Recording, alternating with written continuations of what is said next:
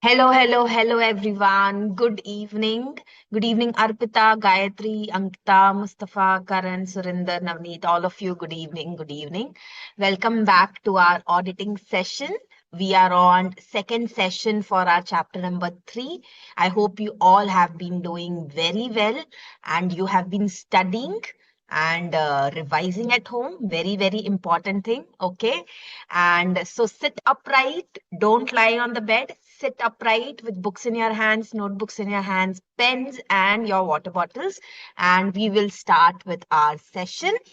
Let me do a quick revision. Let me see how much you remember from the last chapter. We'll do a 1 minute quick revision. Everyone tell me what are the elements of risk of material misstatement? What risks make up risk of material misstatement? Let me know quickly. What risks make up risk of material misstatement? Jaldi. Let's see fastest finger first. Internal and control risk. Very good. Gayatri has won this time. Gayatri has won. She has given the correct answer. And what are the elements that make up audit risk? What are the elements that make up audit risk? Quickly tell me. ROMM and DR. Nidhi has won this time. So this time Nidhi has given the correct answer. And what is the relationship between ROMM and detection risk? Risk of material misstatement and detection risk में relation क्या है? Palash has won this time. Inverse relationship. Very happy to see such quick answers. Very good. All right. In which risk do we assume that there are no internal controls? In which risk do we assume that there are no controls? Quickly, in which risk do we assume that there are no internal controls? There are no existence of no controls. Little difficult ना? थोड़ा याद रहना चाहिए क्या पढ़ाया था. Inherent, finally one correct answer by Miss Pooja. So inherent risk is a susceptibility assuming that there are no internal controls. Inherent risk is controllable by auditor. Is inherent risk controllable by auditor? No, Akila has given the first correct answer. Very good.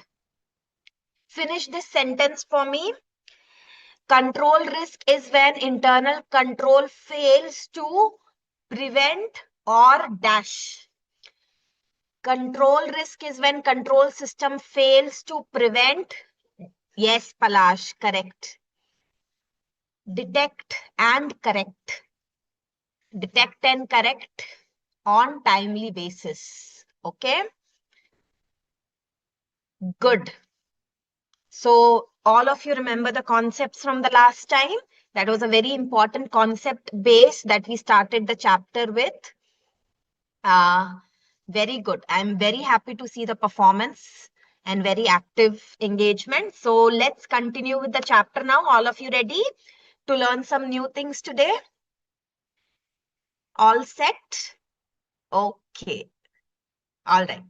So let's start with a new topic today. And today we are going to study materiality concept. Everyone just mark in your books here in bold, just mark it essay 320. Okay. Just in bold, just mark it here that this is essay number 320. Okay. Now, let me as usual, first I will explain and then we will see the theory. So essay number 320. What does it talk about? It talks about materiality in planning and performing an audit. Okay. So, since the chapter number 1, I have been telling you that as an auditor, these are the main things. We have to identify and assess risk. Risk of what? Risk of misstatements. Which kind of misstatements? Misstatements that are material. We have been studying this concept since chapter number 1. Okay. So, how do we decide? On what basis do we decide that what is material? So materiality is a matter of audit judgment. What does it mean by matter of audit judgment? It means there is no fixed rule that this will be material and this will not be material. It is said that material means if it can be expected to influence, if it can be expected to influence the economic decisions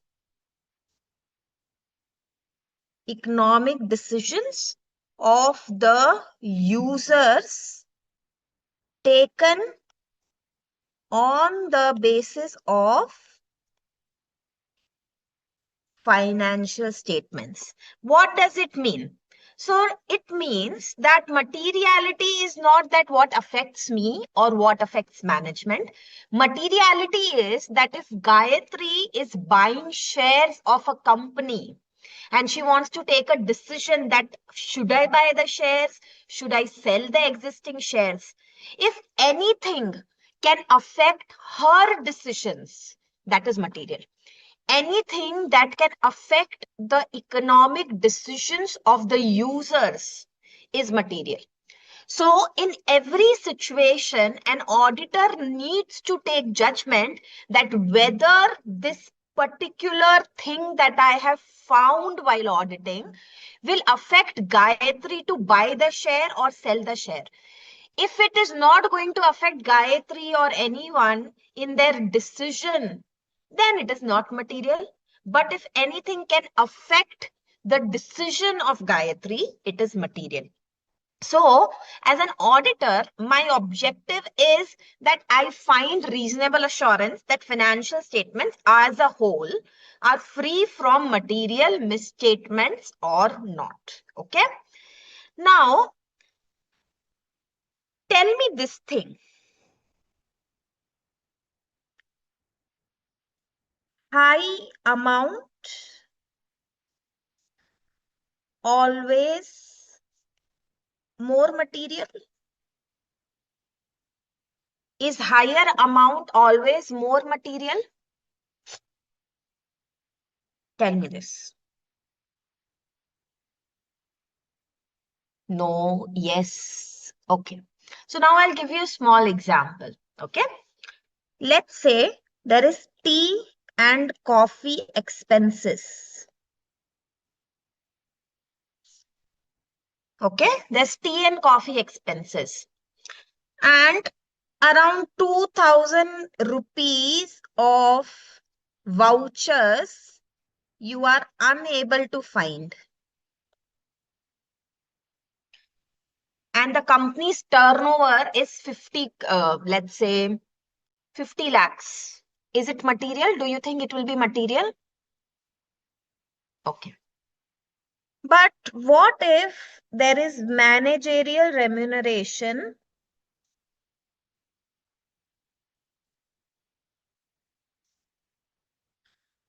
as per law? It should have been 5,10,000 rupees, but actually paid 5,11,000 rupees. So there is a material misstatement of 1,000 rupees. Is this material?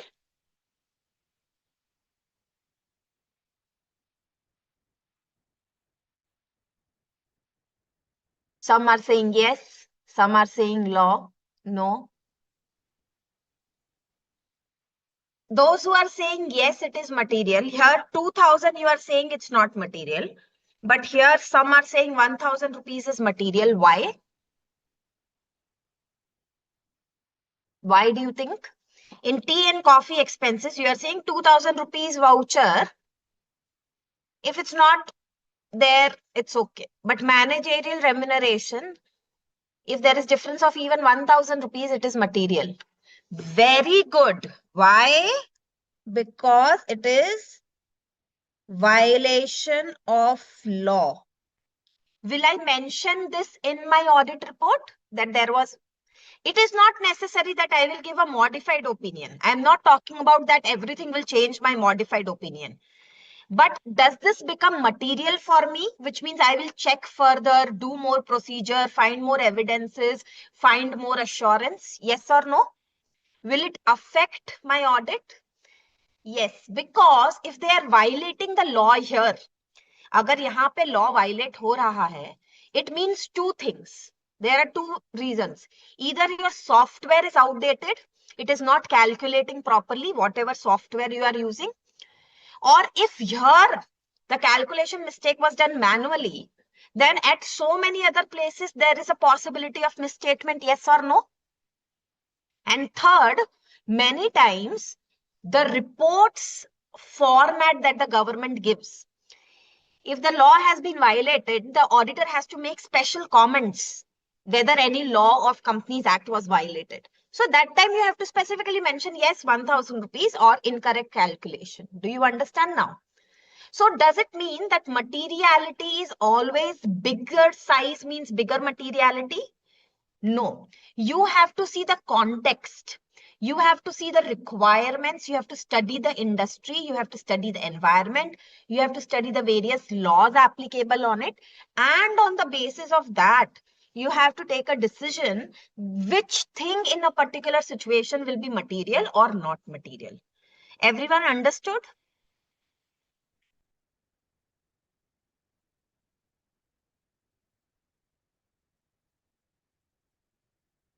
So how do we decide? So judgments about materiality, judgments about materiality is taken in light of surrounding circumstances. What are the circumstances you have to see? Then, what is the size of misstatement? What is the nature of misstatement? What type of misstatement it is? And whether it affects the common financial information needs of users. So on the basis of that, we have to take decision as per the circumstance, whether something is material or not. Okay. Now, tell me this. So, usually, if I tell you, so when I told you that 2000 rupee voucher was a problem, I had to give you something to compare. What does it mean? I had to give you sales figure. I told you sales is around 50 lakhs. Why this information was important? Why this information was important? Because we cannot decide whether something is material without making a comparison with something. Do you understand?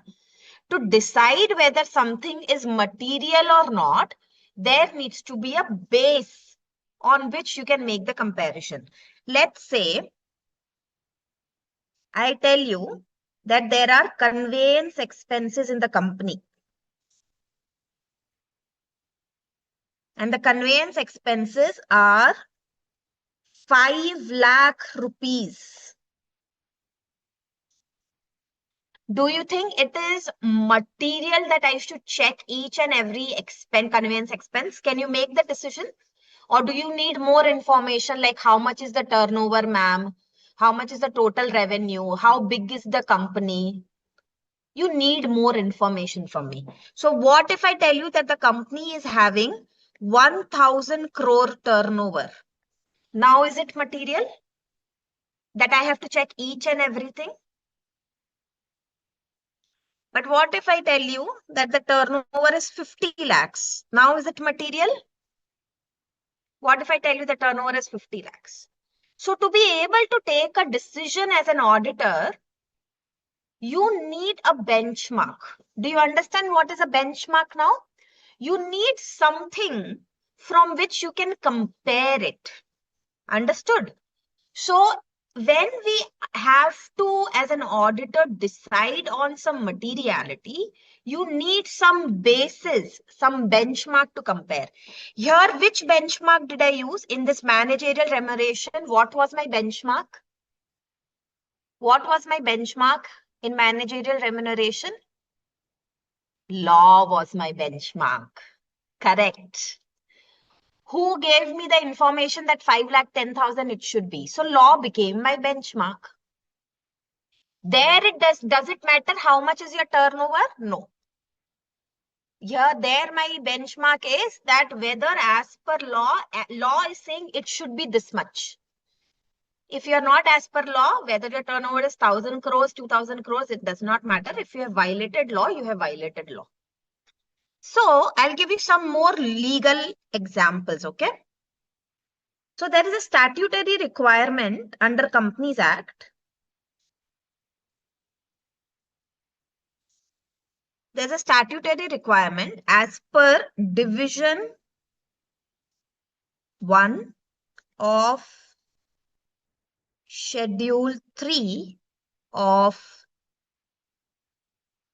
Companies Act 2030. What does this say? It says if there is any, okay, any income or expenditure. If there is any income or expenditure that is greater than 1% of revenue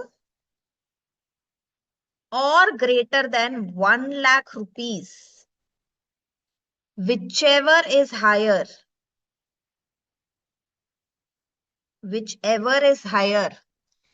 they need to be disclosed separately. This you will study in your company law, okay? I'm just giving you an example. What does it say? So there is a statutory requirement as per Division 1 of Schedule 3 of Companies Act that if there is any income and any expenditure which is more than 1% of revenue or rupees 1 lakh, whichever is higher, disclose separately. What does disclose separately means? It means that if conveyance expenses is 5 lakh rupees, okay? Can I club it in miscellaneous expenses? Can I club it in miscellaneous expenses? No. Only expenses that are small in nature, either less than 1% of revenue or less than 1 lakh rupees, whichever is higher, they can be merged with each other and put as miscellaneous. But any expenses that cross this needs to be put where? Disclosed separately. Understood? तो अगर 100 रुपए भी ज्यादा है, even if it is 100 rupees more, can I violate this law? Can I violate this law? If something was 1 lakh 100 rupees, then it should be disclosed separately only, yes or no? So, can you be a good auditor if you don't know law? Can you be a good auditor if you don't know law? Can you even decide what is material and what is not material if you don't know law? No. So we must know the business, we must know the accounting standards, auditing standards, law, to be able to even create plan for audit. Right now we are studying planning, right? This is all part of planning. So as an auditor, we need to be able to know the statutory requirements. Now I'll tell you one more law point, okay? So there is a law point that if shareholding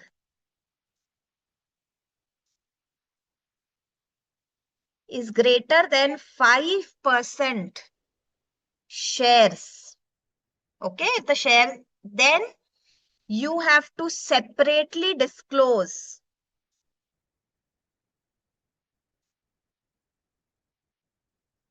in notes to accounts. Okay. What does it say? That even if one shareholder is holding more than 5% shares, all the details about that number of shares and shareholders should be mentioned in the notes to accounts. So is this a material matter? Is this by default material to check? Yes. So many times law themselves tell you what is material. So if law has told we have to check something, we have to check it. Okay. Everyone understood this much? Till now everything is clear? Good.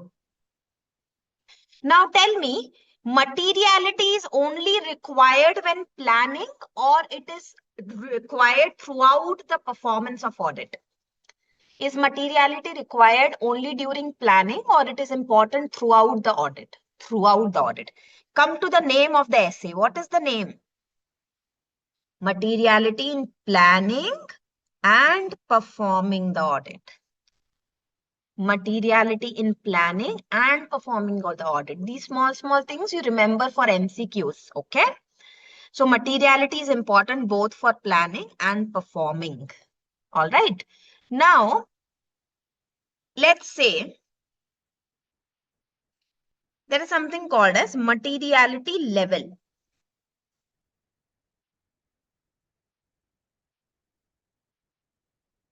Materiality level. So let's say I am auditing datas.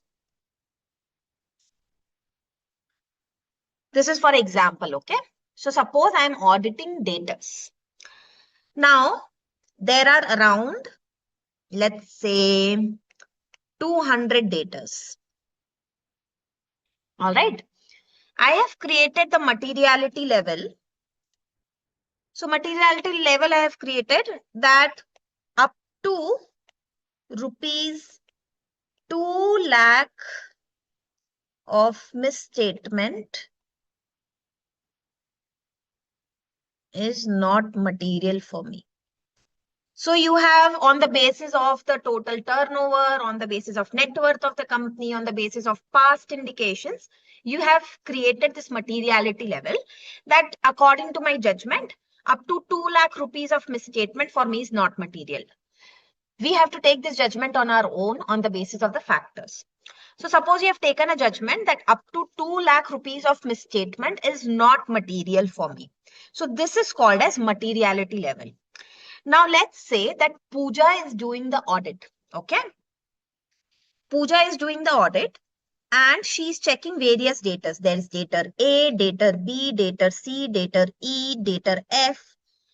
So like that data are going on. Now, in one data itself, she found 1,80,000 misstatement. Okay. This data is in books of accounts, it's showing 1,90,000 rupees. And you have found a misstatement of 1,80,000 rupees in one data. In another data, you have found misstatement of 10,000. Rest, whatever you did sampling. So rest you found all okay. So total misstatement, how much did you find? 1,90,000. So will it be material if it is less than 2 lakh?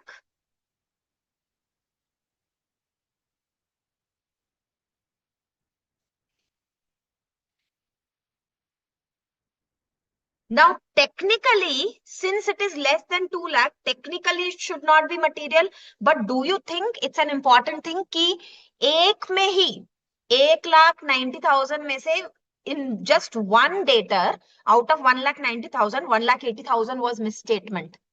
Do you think that if I found this, imagine yourself in that situation, will you be able to trust your sample now? Will you be able to trust the sample now? So there is another concept called as performance materiality. Now what happens in performance materiality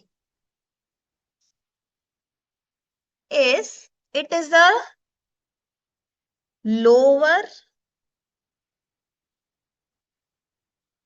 level, lower than materiality level. So what I will say, it means as a whole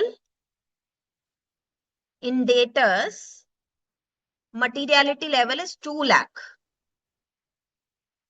But for individual data, But for individual debtor, it is rupees 30,000. What does this mean? What does this mean? Quickly tell me who can understand this. As a whole, the debtor can be 2 lakh, but for individual debtor, my materiality I am setting at 30,000. Yes, Arpita. Give me the answer. So, am I audible, ma'am? Yes, audible. Ma'am जैसे आपने हमें बताया था कि whole की level पे 2 lakh rupees की है, राइट? हाँ. ए की आई 180 और बी की आई 10, तो होल के लेवल पे तो मटेरियल नहीं है क्योंकि वो 2 लाख की लिमिट को नहीं कर रहा है, बट जो इंडिविजुअल के लेवल पे है वो 30,000 उसने क्रॉस कर दिया है। वो मटेरियल वहां पे उसका 180 की जगह या 10, जैसे 10 था, 10,000 की मिसस्टेटमेंट थी, ये 30,000 से नीचे है, सो ये मटेरियल नहीं है हमारे लिए, लेकिन जो 180 वाली है ये मटेरियल है। Correct. Correct, Arpita. Thank you so much. So, what Arpita said, one second. What does it mean? That for total 200 for 200 debtors, I am okay if the misstatement in aggregate is 2 lakh rupees. But individually it cannot be कि एक में ही पूरा 1,80,000 खत्म हो गया. It should not be that in one debtor itself it can be 2 lakh misstatement. In each, how much can be maximum? 30,000. So as an auditor, do we set one misstatement level and do the whole audit? Do we set a single misstatement level? We create levels of misstatement. Do you understand? It's like your CA exams. So what happens in your CA exams? Can you tell me how performance materiality is used in your CA exam result? Let me see if you are able to use this concept. Can you tell me how this performance materiality is used in your CA concept, CA exam concept? Yes, Vedant. Yes, ma'am. Good evening. Yes. How is this used in CA Yes, exam? ma'am. Ma'am, in CA exams, like ma'am, in score like 40% in individual paper, but more than 50% in aggregate. Very good. It means that if my total, if there are 4 subjects, if my total comes 250, but in one paper I have gotten 0 and another paper I have gotten 100, will I pass? No, ma'am. Exactly. So in each paper Yes, also you should get 40% and then total you should get 50%. So this is also an example of ma'am. Yes, ma'am. performance materiality. Okay. So what does performance materiality ensure? It ensures a better outcome and more efficient result. Do you understand? It ensures that there is a better outcome and it increases the efficiency and effectiveness of audit or anything else. So the main level that we set up for as a whole, we can set up a main materiality level, and at individual level, we can set up performance materiality. What will be performance materiality? It is the decision of the auditor. You want to take performance materiality as 20% of your main materiality level, 30% of materiality level. You can even define materiality as a percentage. Okay. So you can, while making your audit plan, you can write the performance materiality will always be 60% of the main materiality level. So like that also you can define in your audit plan that what will be the performance materiality. Is everyone clear with performance materiality? Absolutely clear? Okay. Now, tell me this. Then how do we choose benchmarks? Okay.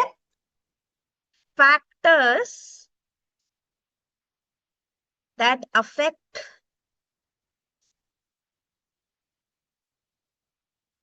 identification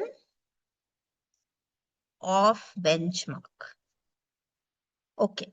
Tell me this. Tell me this. If I'm running an NGO, will profits be my benchmark? If I'm running an NGO, can profits be my benchmark? No. Mostly what will be my benchmark if I'm running an NGO? Think logically. I'm not telling you the answer right now. If I'm running an NGO, what is more likely going to be my benchmark? Expenditure can be my benchmark. Very good. Donation can be my benchmark. Yes or no?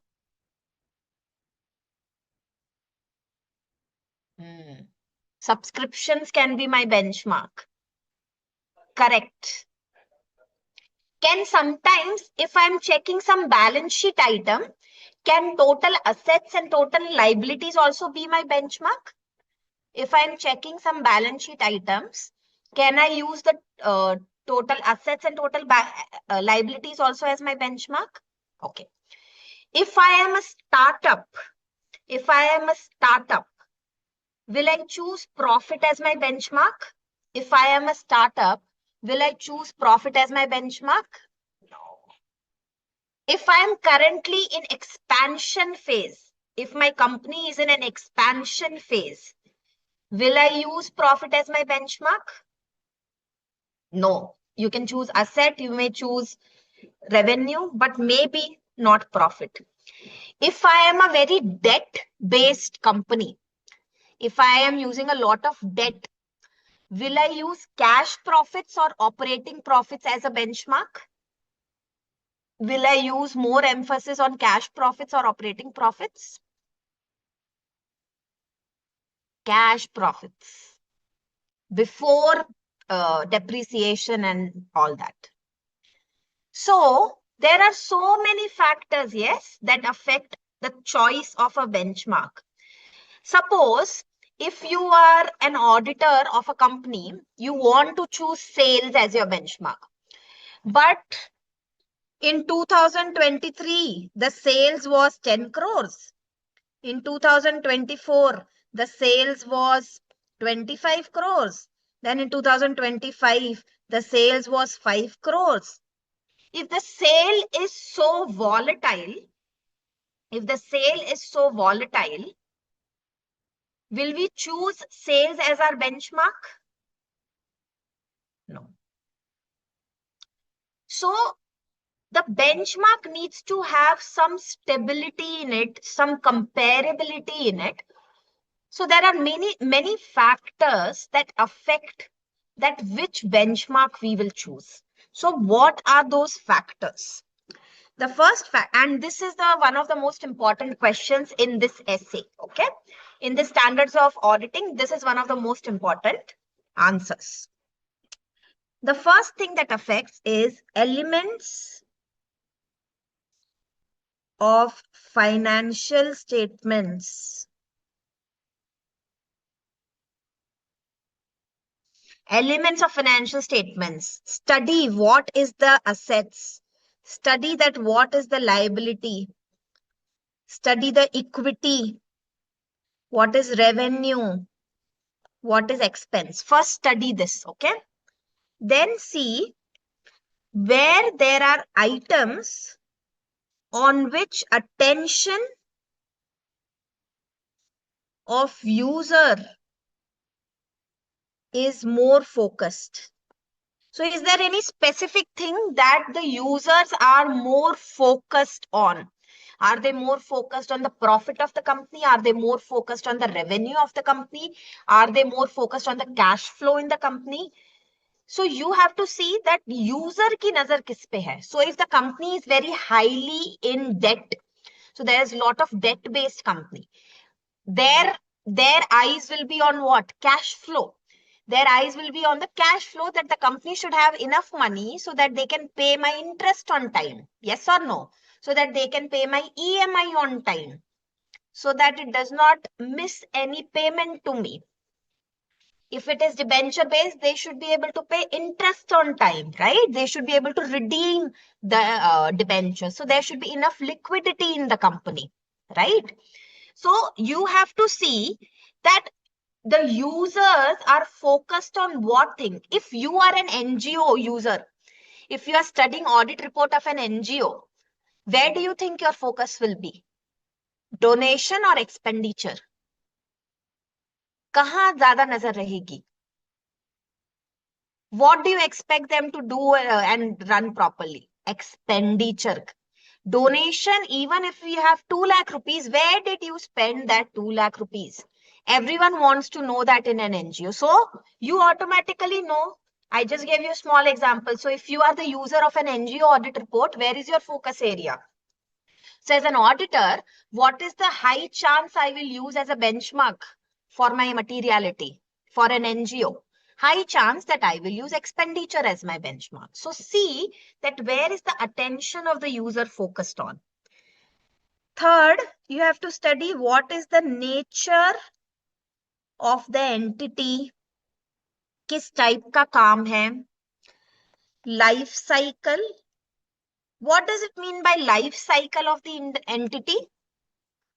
Whether it is a startup, whether it is a well-established, whether it is going through expansion, not product life cycle, okay?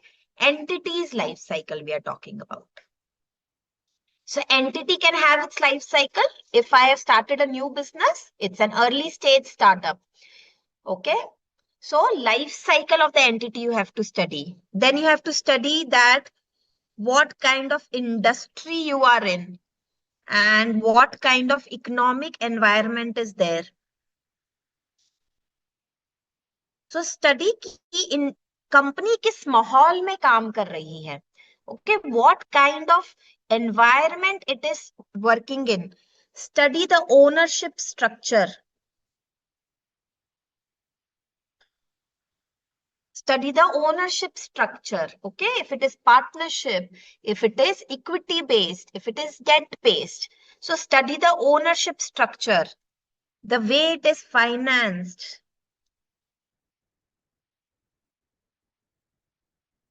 So this all when you study, you will be able to take better decision that which benchmark you should choose. And the fourth thing that affects the benchmark is volatility of the benchmark.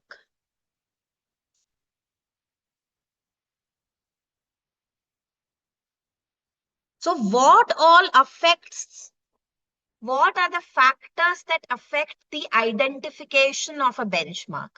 Elements of the financial statements, items on which attention of the users is more focused, nature of the entity, its life cycle, industry, economic environment, ownership structure, the way it is financed, and lastly, volatility of the benchmark. Is everyone clear? This is one of the most repeated, most important answer. Volatility matlab instability. It means something is very, very unstable. Is that clear, Akhila? Volatility means something that is very unstable. Silver prices.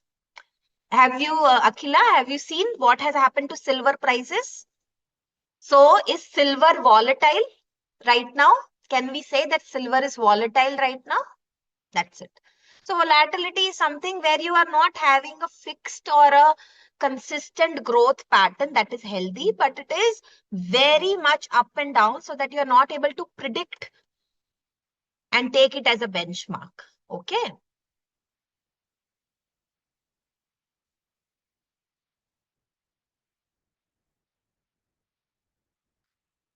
Ma'am, we can take any other points to which might affect audit reporting. Yes, see, these are just guiding rules. If you feel that you are doing some audit in which none of these points suit, that equity is not suiting, asset is not suiting, but some specific different thing is suiting, then you can do as per that. So it is left on you. The standard is pretty clear that auditor takes the judgment. But whatever judgment you take, you should be able to defend it, that why you took that judgment. So if you are taking something as a benchmark for materiality, you should be able to defend it and prove it that why did I take the decision to choose this benchmark? Is that clear? So the choice is yours, but you have to defend it if someone asks it, that why you chose that as a benchmark. Is that clear? So it should be understandable to someone else.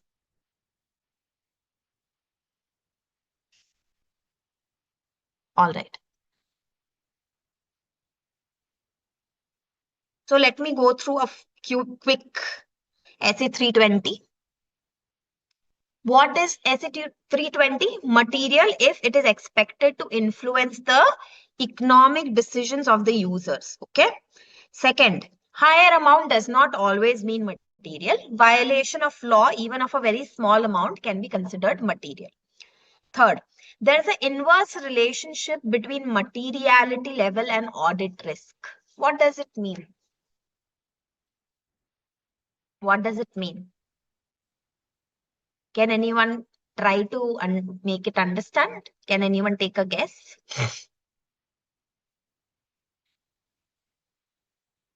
So I've not explained this part. I want to see who can understand. Yes, Arpita? Am I audible now? Little loudly, Arpita. Am I audible now, ma'am? Yeah. So, ma'am, inverse relationship between materiality and audit risk में ये बोल रहा है कि जितना मतलब हमारा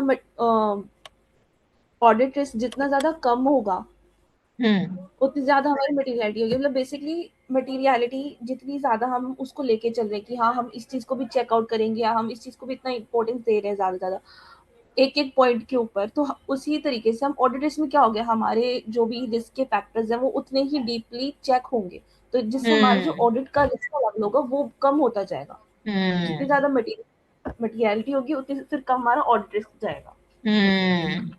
Okay, correct, Arpita. Correct. Thank you. Sumira, do you also want to explain? Sumira Vempati? Will you like to give an example, Sumira? Hi, ma'am. Good Hello. evening. Hi, everybody. Good evening. Yeah. Yes, I would like to say that there is an inverse relationship means when the audit risk level increases, the materiality decreases. And when the materiality increases, the audit risk level decreases. So it will be in the opposite relation when it comes to the relationship between the materiality and the audit risk. When it is moderate, there is no chance of moderate here because it is clearly mentioned as inverse relationship.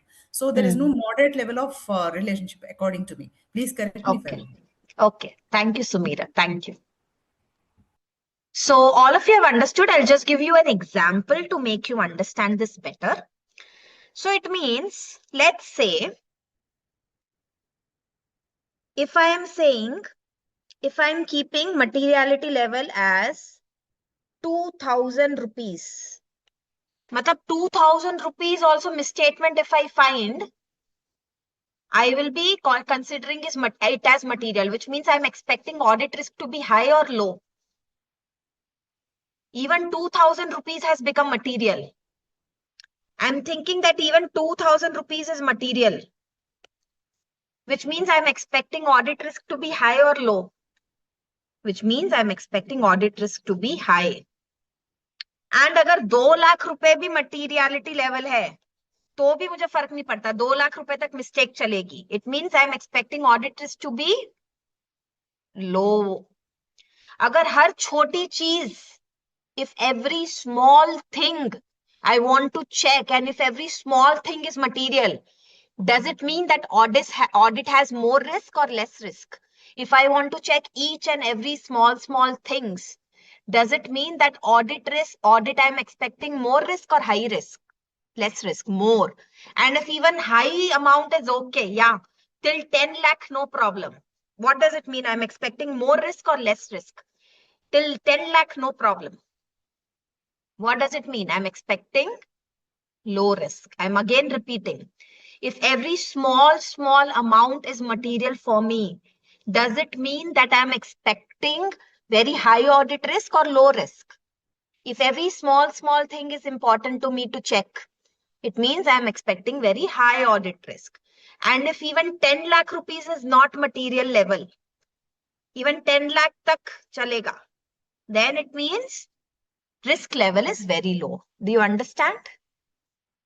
It is just for understanding. You won't get any big theory on this and all. Okay? Okay. Performance materiality is clear to everyone, right? Amount or amount set by auditor at less than materiality level. That is performance materiality. Next, benchmarking to determine materiality. Elements in financial statement. Materiality can be anything, Arpita. Materiality you can set in percentage also. Okay? That 1% of turnover. So suppose I am checking a P&L and I have taken decision that anything that is less than 10% of revenue is not material for me. So even percentage can be materiality. Is that clear, Arpita? So does it mean that each expense will be of same amount? No. But I have made a materiality level that anything that is less than 10% of revenue is less material. So even percentage can be materiality. So if materiality level is low, if materiality level is very low, you have to check more. Okay? Amount से audit risk का कोई लेना देना ही नहीं है materiality का. ऐसा हम कोई रूल बना सकते कि अमाउंट बड़ा है तो रिस्क लेस होगा. You mean materiality amount, Manmeet? Do you mean materiality amount? Ma'am, if yes, okay, yeah, then you are correct. If materiality amount is very high, it means audit risk we are expecting to be less. Okay.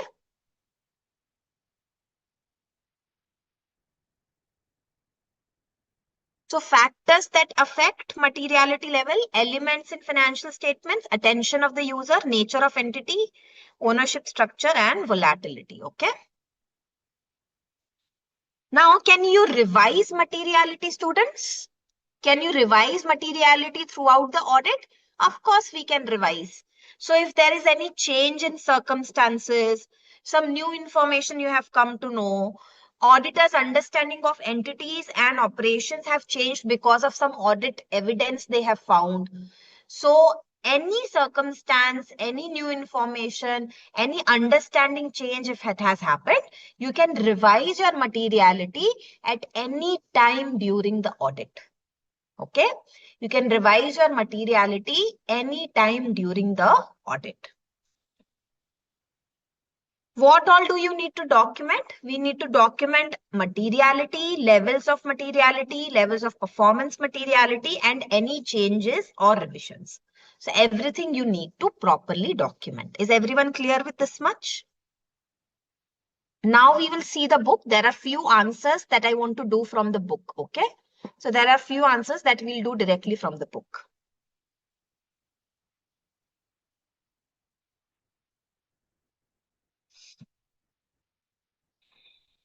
All this point I have finished. 320, materiality is planning and performing an audit. That misstatements, including any omission, are considered to be material if they can individually or in aggregate can be expected to influence the economic decisions of the users taken on the basis of financial statement. Okay, this one you have to remember. This is for reading only. Reading and understanding. Okay.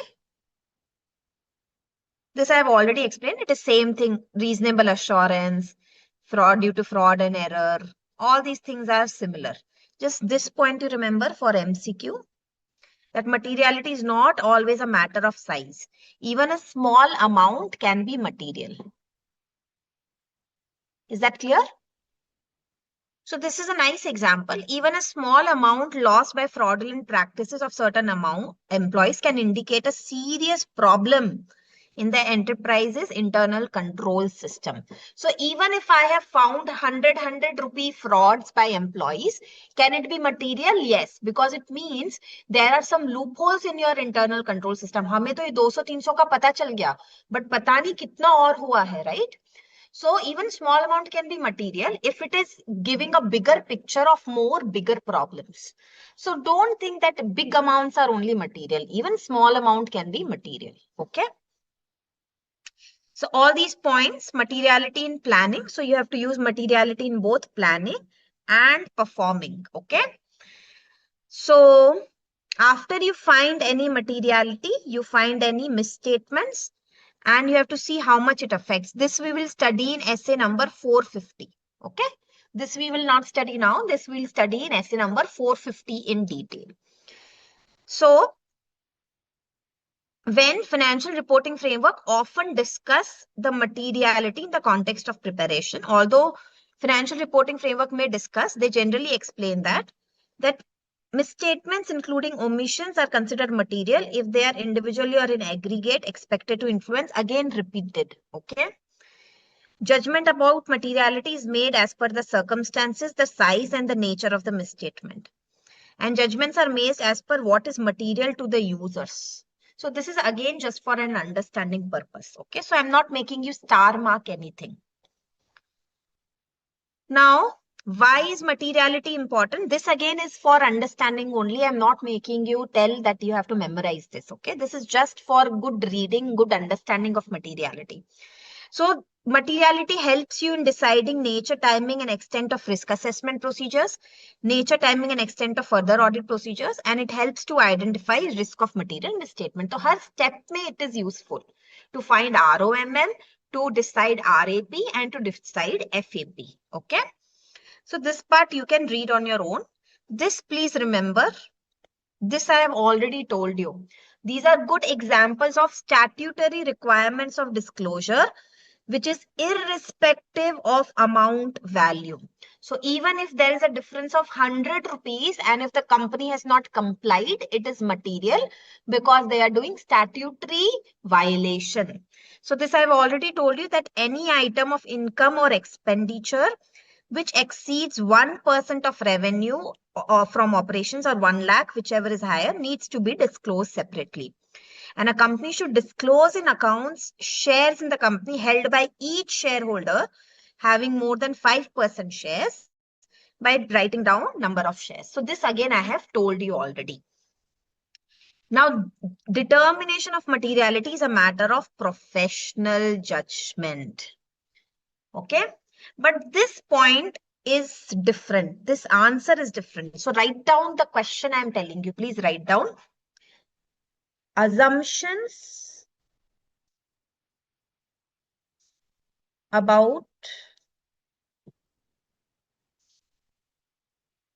assumptions by auditor regarding users of financial statement and audit report. What is the question? So these points that you can see 1, 2, 3, 4, the question for that is, what are the assumptions by auditor regarding users of financial statement? Let me explain this to you.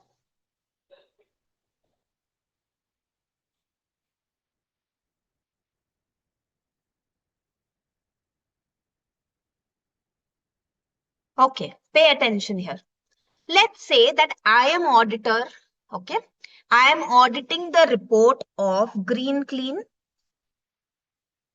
Private Limited. Okay. So I am the auditor. Let's say Miss A is the auditor. I have made an audit report. Now, Divya and Navneet want to invest in this company, want to purchase some shares of Green Clean Private, let's say Limited. Okay, Green Clean Limited. It's a public company. So Navneet and Divya want to purchase some shares of Green Clean. So they are studying this audit report. Okay. They're studying this audit report. And on the basis of this, they have invested 5 lakh rupees. Okay. Navneet and Divya have a lot of money apparently. They have invested 5 lakh rupees. Okay. Very rich people. So when they are depending on this audit report, and when Miss A is preparing audit report that someone like Navneet and Divya will use this report, I am also assuming that you have some brain, yes or no? As an auditor, I am also assuming that people who are depending on my audit report also have some basic knowledge about things, yes or no? Do I assume that Divya and Navneet must know, they should have common knowledge that what is the business of Green Clean? Suppose Green Clean is in the business of mining, then Navneet and Divya should know that mining can be an unstable business because it can be affected by local politics. It can be affected by any dispute by the tribes in the forest. It can be affected by government policy. So I also have to assume that people who are reading my audit report know basics about the business of the company in which they are investing, yes or no? So what am I assuming about Navneet and Divya? I am assuming that they have reasonable knowledge. They have reasonable knowledge of business. They have reasonable knowledge about basic accounting. And they are also willing to study the information in financial statements with due diligence. It means I am assuming that when you are investing your 5 lakh rupees in Green Clean Limited, first, that Navneet and Divya know everything about Green Clean's business. They understand the basics of how a financial statement is made. They understand the basics of accounting. They understand and they can read the information that is given in the financial statements with carefulness and reasonableness. So first, I assume this much about my users. Second, my assumption is that they understand that financial statements are audited, prepared as per levels of materiality. They should have basic knowledge that auditors don't check each and everything. That whenever you are preparing financial statements or auditing financial statements, materiality concept is done on the basis of judgment of the auditor. They should have that much knowledge. So I am assuming that you understand that how the financial statements are prepared and how they are audited. Okay? That you understand the concept of materiality. Sample कैसे select होता है Navneet? Sample किस basis पे हम select करते हैं कि कितना material है वो item? Do you understand? So if the materiality of some item is very high, then we need to choose more sample. So हर चीज का base कहाँ है? The base is materiality only, Navneet. Your question is answered. That is the foundation. Okay. So I will assume that you understand that financial statements are audited and prepared as per different judgments of materiality. Then third thing I assume about my users is that they recognize the uncertainties. They recognize that there are certain uncertainties which are inherent in many amounts because it is based on some estimates or some judgments or future events. So, if the company has recognized any kind of expense or any kind of contingent liability, they understand that it is unstable, that there is some estimates and judgments involved. So suppose company के ऊपर कोई बड़ा case है, there is some big case that has happened on Green Clean Limited and the case is right now in Supreme Court. And I am estimating that if I lose the case, I will have to pay 20 lakh rupees penalty. Where can I add this right now? I am assuming only. I think that if I lose the case, I might have to pay 20 lakh rupees. Not right now. The case can go for 10 years also. So right now it will start with contingent liability. So the people who are reading, Navneet and Divya, should know that I am just doing an estimation. Is it possible that when actually the Supreme Court gives their result, the amount is different than 20 lakh rupees? Is it possible that when Supreme Court will actually give the judgment, the amount can be different? So if you are reading my financial statements and if you are seeing these things, you should know, you should have this knowledge as a user. I have to assume that you understand that some things are uncertain and some things are based on estimates and judgments and future events. Yes. So this is my assumption. And fourth assumption that I make about users is that they are making reasonable economic decisions, that they are not insane, wo pagal nahi hai, okay, that they are making reasonable economic decisions. They are not crazy, they are not stupid. I know that they have this much understanding and sane people are making investments. So when an auditor is making any audit report, we are also assuming something about the public.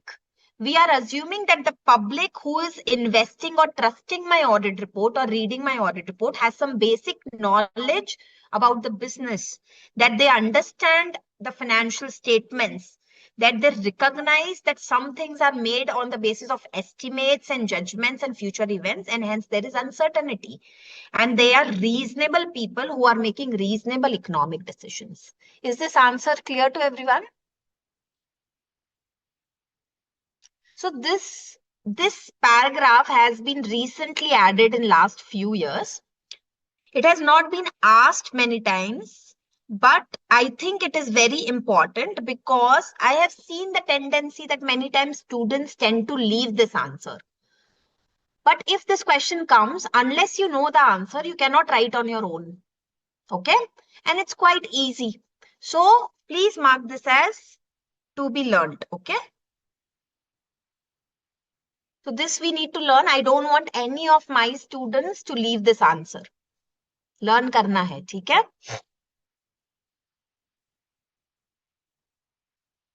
Everyone clear? Okay. Navneet, I don't understand. Is that a good thing or a bad thing? Is that a good thing or a bad thing that you're saying? Good thing. Okay. All right. So what are the assumptions I am making about the users? I have given you all the points. They have reasonable knowledge. They are willing to study. That they understand that financial statements are prepared, presented, and audited as per materiality. They recognize the uncertainty, that there is use of estimates, judgment, and future events. And they are making reasonable economic decisions. Okay? Done. Performance materiality, most likely only short note kind of question can come, or MCQ, like a small 2 marks. Okay. So you don't have to worry too much that you have to explain performance materiality in exam. You should just know yourself that what does performance materiality mean. So what does performance materiality means? It means an amount or amounts set by auditor at less than materiality for financial statement as a whole, to reduce to an appropriately low level the probability that aggregate of uncorrected and undetected misstatement exceeds the materiality for financial statement as a whole. So a little complicated definition, but if you understand it, it's very easy. What does it say? Performance materiality is any amount. Remember your CA exams. 40 marks for each subject, 50% for total. What does this 40 marks ensure? This 40 marks is less than 50%, right?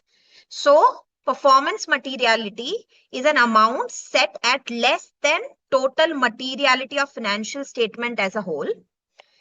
less than total as a whole to reduce. What is the purpose? To reduce the probability that the aggregate of uncorrected and undetected misstatement will exceed materiality. So by doing this, we are creating the probability that overall भी materiality exceed नहीं होगी अगर individual level पे exceed नहीं हुई.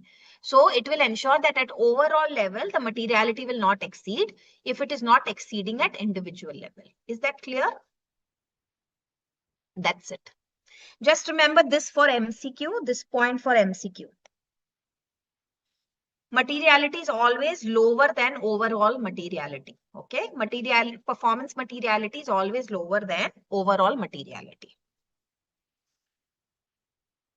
Okay, this benchmarks mark as most important. The most important answer from essay 320. Benchmarks I have already finished. And write with example in exam. So I want you to use this for example. For example. With this, you have to write an exam and mention essay 320 when you are writing the answer. Okay? With name. Mention essay 320 with name. Everyone clear? So this I have already finished. So if I have chosen a benchmark, let's say if I have chosen sales as my benchmark, okay? If I have chosen sales as my benchmark, what data about sales I can use? I can use last year sales. I can use current year sales. I can use projected sales. And I can adjust it for any significant changes in the circumstances. So if I'm choosing sales, 2024, 25 and 2025, 26. So if I'm using sales as my benchmark, I can use current year sales. I can use previous year sales as a benchmark. Means not as a benchmark, but as data, which means previous year को भी मैं consider कर सकती हूँ, information use कर सकती हूँ. I can use it. So when you are choosing any benchmark, you can use all this data. You can use current year data, you can use previous year data, you can use budgets and forecast, and you can use any other information that is important. Okay. So this point is clear. Now determining a percentage, you have to use professional judgment. Okay, I'll just read out this point for you because you'll understand it. There is a relationship between percentage and chosen benchmark such that a percentage applied to profit before tax from continuing operations will normally be higher than a percentage applied. So what does it mean? It means that the auditor may consider 5% of profit before tax from continuing operations to be appropriate for a profit-oriented entity, while an auditor may consider 1% of total revenue or total expense will be appropriate for a not-for-profit. Higher or lower percentage will be decided on different circumstances. What does it mean? That if I'm auditing a profit-oriented entity, I can choose a percentage on the basis of profit. But if I'm auditing a NGO, I will not take profit. I can choose expenses or revenue. Is that clear? Is everyone clear? Okay, that's it.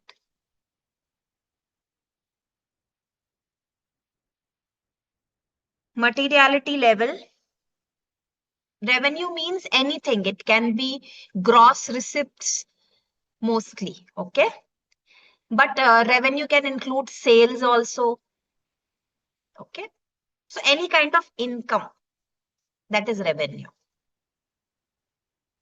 Now, materiality level or level for particular classes of transactions. But here the question is not this. The question is here.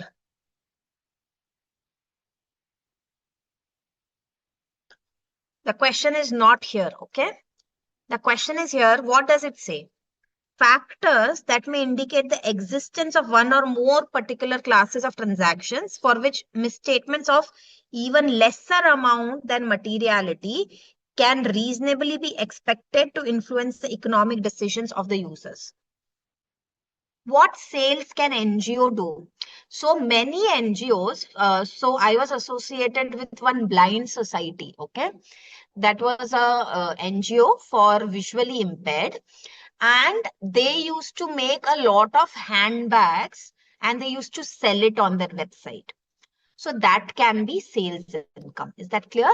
And there was once an orphanage who used to do vocational training for their children who were living in that orphanage. So they used to have a bakery inside the orphanage and they used to sell to people to the bread and all. They also had a poultry farm. So they used to sell eggs. So NGOs can raise funding through lot of different ways. We will study this in audit of different entities in module 2. Okay. Now coming back here, that what is this question saying? It is saying that when can a low amount also be material? So सीधी भाषा में in straight language,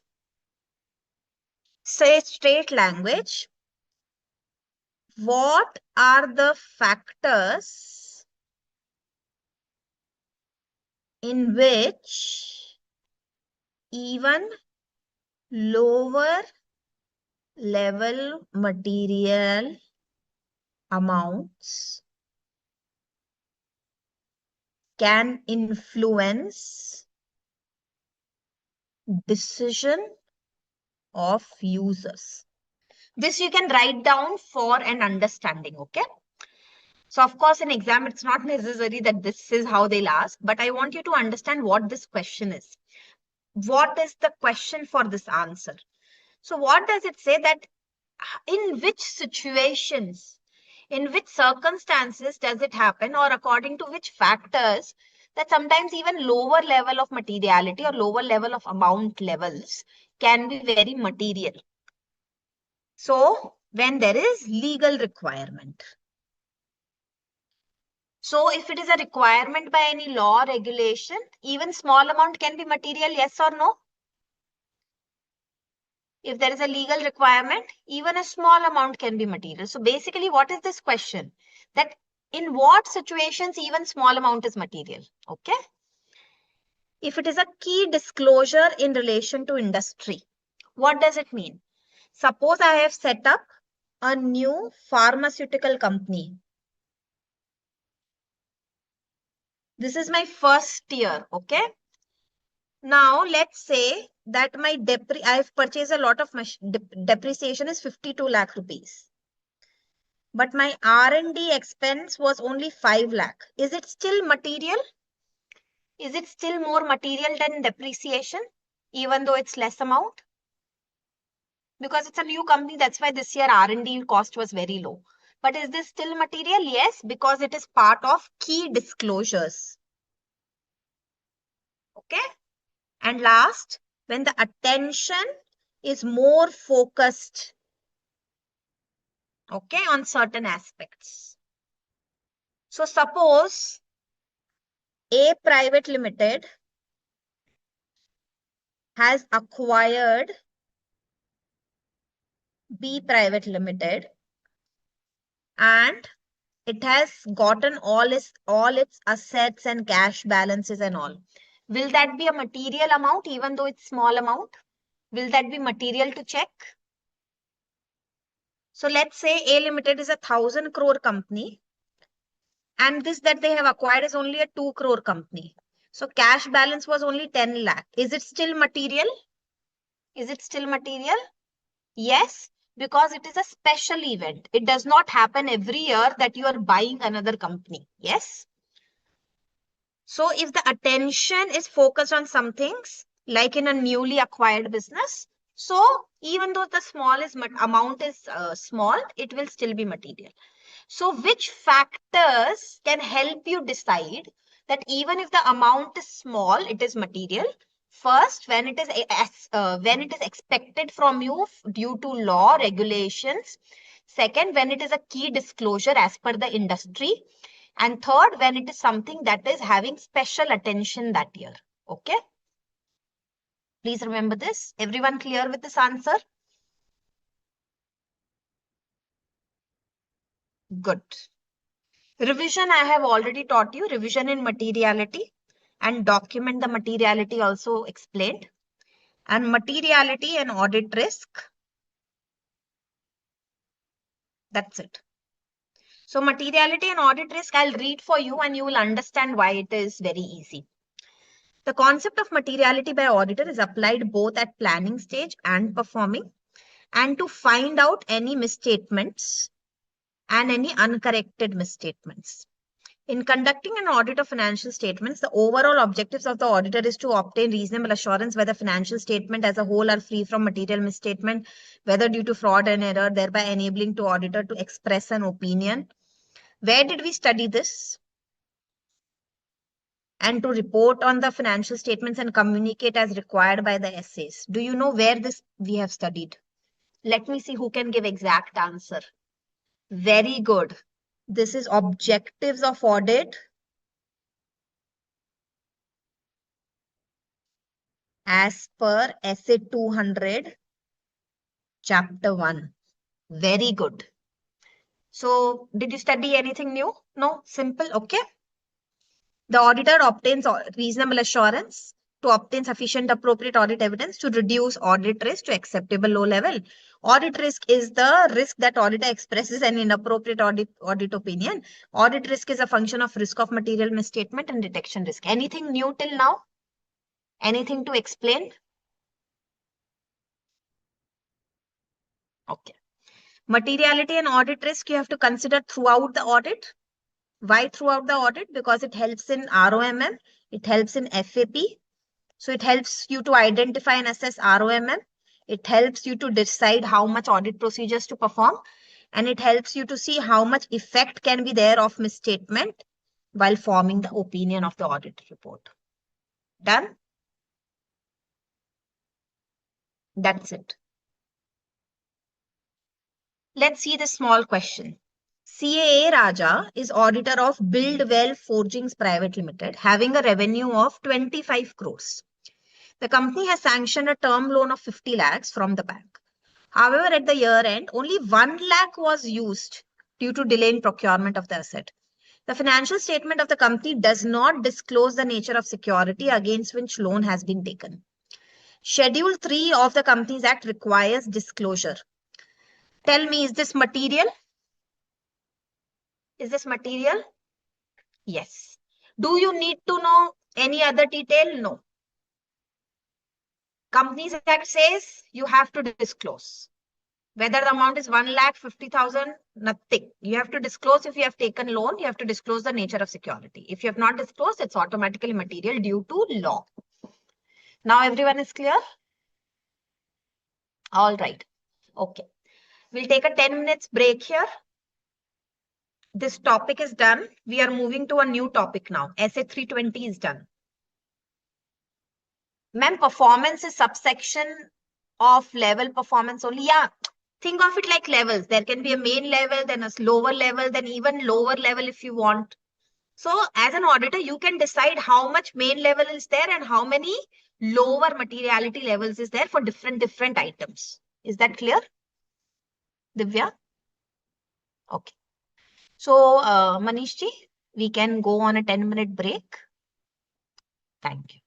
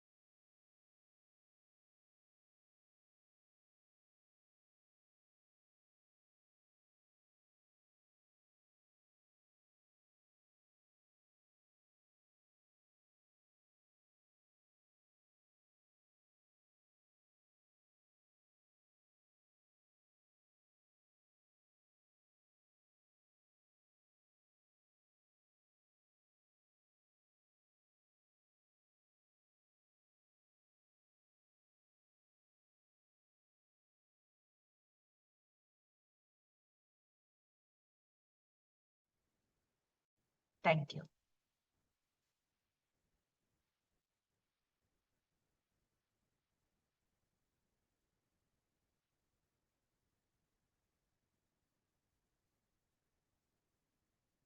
All right. Welcome back, students. I hope you are all back. We'll restart with our session. So we have completed essay number 320 now, and we are starting with essay 315 in more detail now. Okay. So let's start now. Everyone is back. Quickly tell me a yes or gives a thumbs up so that I can know you are all here. Okay. Great. Thank you. So let's start. Essay number 315. If you remember, I told you the name at the start of this chapter. It means identifying and assessing what risk of material misstatement. How through understanding what entity and its environment. I know the name is a little mouthful. It's a little big. But if you have structure and logic to it, you will remember it. So what is essay 315?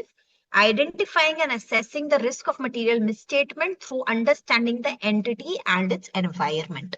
Yes or no? Okay. So everyone is telling us that we need to obtain understanding of the entity. हमें entity को समझना है. We have to understand the entity and its environment. But have I taught you what to understand? How to understand? Exactly what to understand and how to understand? No. So now we are going to answer that question. Okay. So the question that I am going to take is, auditor shall obtain an understanding of the following. You will obtain an understanding of the following. So what are we going to obtain? First important thing. First understanding I have to obtain is what are the relevant industrial, regulatory, and other external factors, including your AFRF. So I cannot, do you remember I gave you example that suppose I am auditor for textile company and suddenly in my 50s and 60s, I am auditing a production company like Yashraj or Dharma Productions. It will be very difficult for me to immediately jump and start doing the vouching. Do you remember that example I gave you? So if I first time ever I want to audit a film production company, what do I need to first obtain an understanding? I need to understand film industry first. Then I need to understand different laws that are applicable on film industry. What are the different factors that affect the film industry? Was film industry affected by COVID? Was film industry affected by COVID? Okay. Is film industry affected by OTT platforms? Is film industry affected by OTT platforms like Netflix or Prime? So do I need to have an understanding of all these things? Okay. So if I'm auditing a firecracker company, suppose in Tamil Nadu, Shivakasi is the area where highest production is made of firecrackers. So if I am someone who is from North, who only has done majority of audit of textile companies, and I'm suddenly auditing a firecracker company, do I need to know, do I need to have an understanding that firecracker companies means it will be seasonal activity, that the companies will have seasonal activity, the sales will be uneven, some months may have more sales, some months have absolutely no sales. So that is called as understanding. Do you all understand? Then do you know in firecracker industry, there is very strict compliance of child labor laws? Do you know that in cracker industries, why? Do you know why? Very strict compliance of labor laws is very important. Do you know why? Safety, hazardous material, and cracker industry has a history of child labor. Cracker industry has a history of child labor and exploitation. So do I need to have this knowledge before I start working and checking firecracker company? Will it affect my audit plan? Will it affect what are the risks in the industry? Will it affect inherent risks? Yes. So when I am here talking about identifying and assessing risk of material misstatement, which means what am I identifying? IR and CR. So at this stage in 315, are we creating audit procedures to reduce detection risk? No. What is our focus area?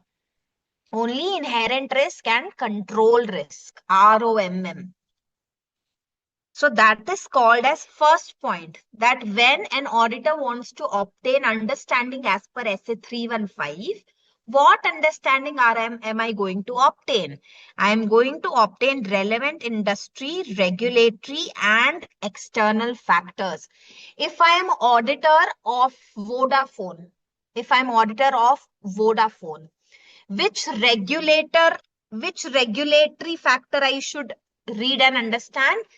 I should know about TRAI, Telecom Regulatory Authority of India. I should have knowledge about it. If I'm auditor of Indigo, I should know about aviation guidelines and all the rules regarding aviation authority, Airport Authority of India, I should understand. Okay.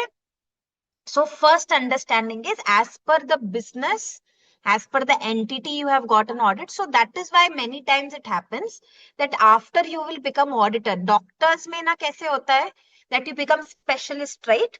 When you become a doctor, you become like specialist, that someone is a specialist in oncology, someone is specialist in eyes, someone is specialist in throat. So when we are studying, we have to study, but after 10 years, 15 years, 20 years of being in practice, you will find one specialty. And then any new work you have to do, you have to study it. Okay.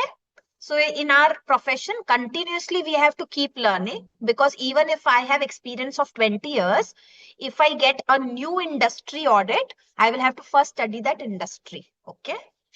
So relevant industry, regulatory and other factors understanding. Second, what do I need to obtain an understanding is nature of entity. So suppose I am auditing textile industry only. Okay.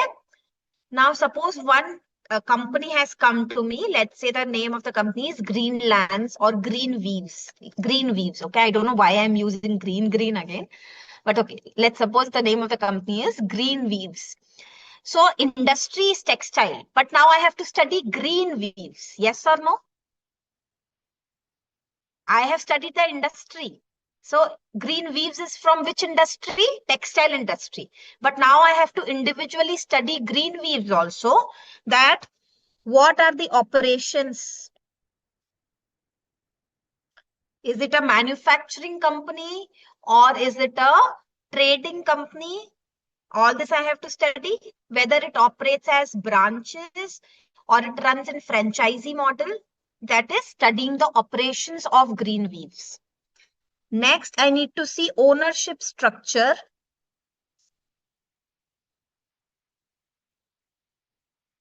And governance structure. How does the company function? Is it like a director-based company, or is it a proprietorship? Is it an LLP? Is it a partnership? So I have to study the ownership structure. Then I have to study types of investments,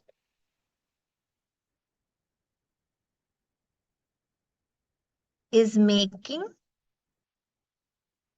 and planning to make. Types of investment that they are making and planning to make. Why? Do you know about special purpose entities or special purpose vehicles? Do you know special purpose entity, or have you heard this word? You will study this in accounts. No. Okay. So you'll study this in accounts. Do you understand holding and subsidiary? That much you understand? Subsidiary you understand? So holding company can have investment in subsidiary. That much you understand? Ah. So if I study the investments, then only I'll come to know that where all the money has been put in different companies. So here the investment does not mean ki how much government bonds you have purchased. We study the investments to understand like this. So if I'm auditor of Green Clean, whether it has subsidiaries, whether it has another holding, whether it has some associates, whether it has some joint ventures. Do you understand now? So by investments, I will come to know that how the company is functioning. Is that clear? So that is why investment ka study, to study investment is very important to understand the entity. Okay. So nature of entity, we have to study the types of investments it's making. And lastly, the way it is structured and financed. Okay, let's say that you have heard that Green Weaves have taken a big loan from SBI. Then what will you expect in your balance in P&L? What is the transaction or items you will expect in your P&L? If you know that someone has taken a loan, what transaction you will expect in your P&L? Gayatri has given correct answer. I will expect interest expenses.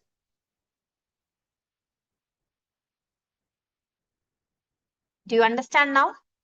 So by studying how the company is structured and how it is financed, let's say you are auditor of Penguin Random House. Do you know what's Penguin Random House?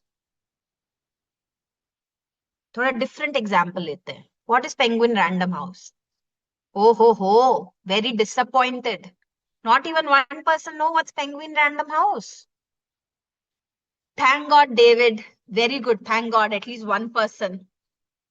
They publish books. Most of the novels that you study, or you will not novels, even self-help books, they are published by Penguin. You will see that small logo of a penguin with black and orange. So if you read any books other than your like academic books, you will know this. So Penguin Random House is a book publisher. Okay. In a book publisher, what kind of items you will expect in a P&L statement? What items you will expect in a P&L statement? Give me one or two examples. Printing, royalty. Thank you, Khushi. Of course, there will be printing and all, but one of the very special things that we will find in especially Penguin Random House will be royalty payments to authors. Yes or no? Royalty payments to authors. So by understanding the entity, you can actually create an expected P&L and balance sheet in your mind. Do you know that? And by having an expected P&L balance sheet in your mind, when you see the actual P&L balance sheet, you can notice omissions. What can you notice? You can notice omissions. ये तो missing है. आप publishing house run कर रहे हो और royalty payment ही नहीं है, P&L में तो रॉयल्टी पेमेंट ही नहीं है sir. You can question. Now do you understand? So by understanding the nature of the entity and by understanding the entity, you can create an expectation to understand the class of transaction, balances, and disclosures to be expected in financial statements. Now everyone is clear? So what is the second thing for which I need to obtain an understanding? Nature of the entity. Now third thing for which I need to obtain an understanding. Third thing is entities selection and application of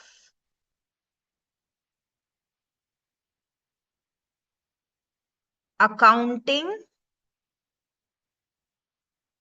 policies, including any changes. So up until now, we have obtained an understanding of the business, right? We understood the factors, we understood the entity. Now let's understand its accounting. Okay. So the third important thing I need to obtain an understanding is what are the major accounting policies in this kind of industry.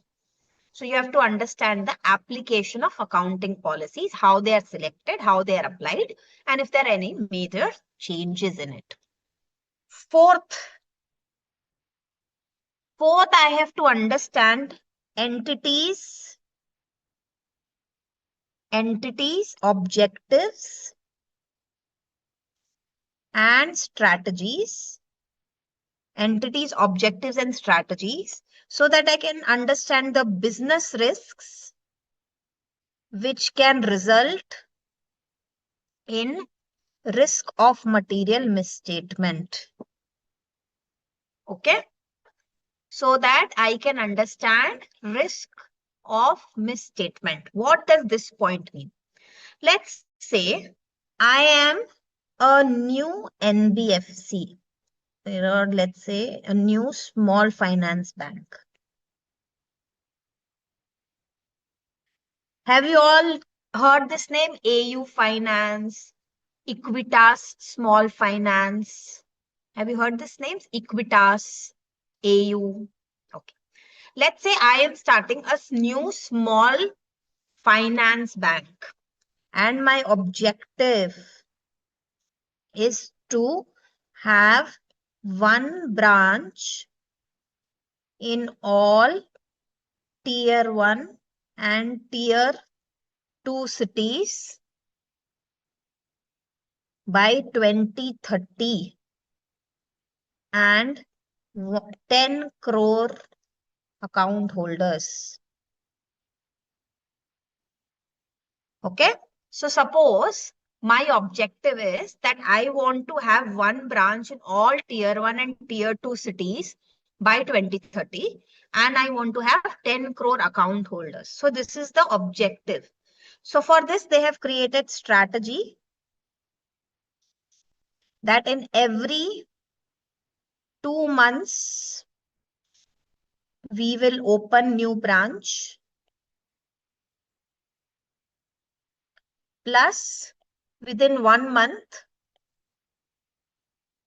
we have to reach 2000 account holders, new account holders.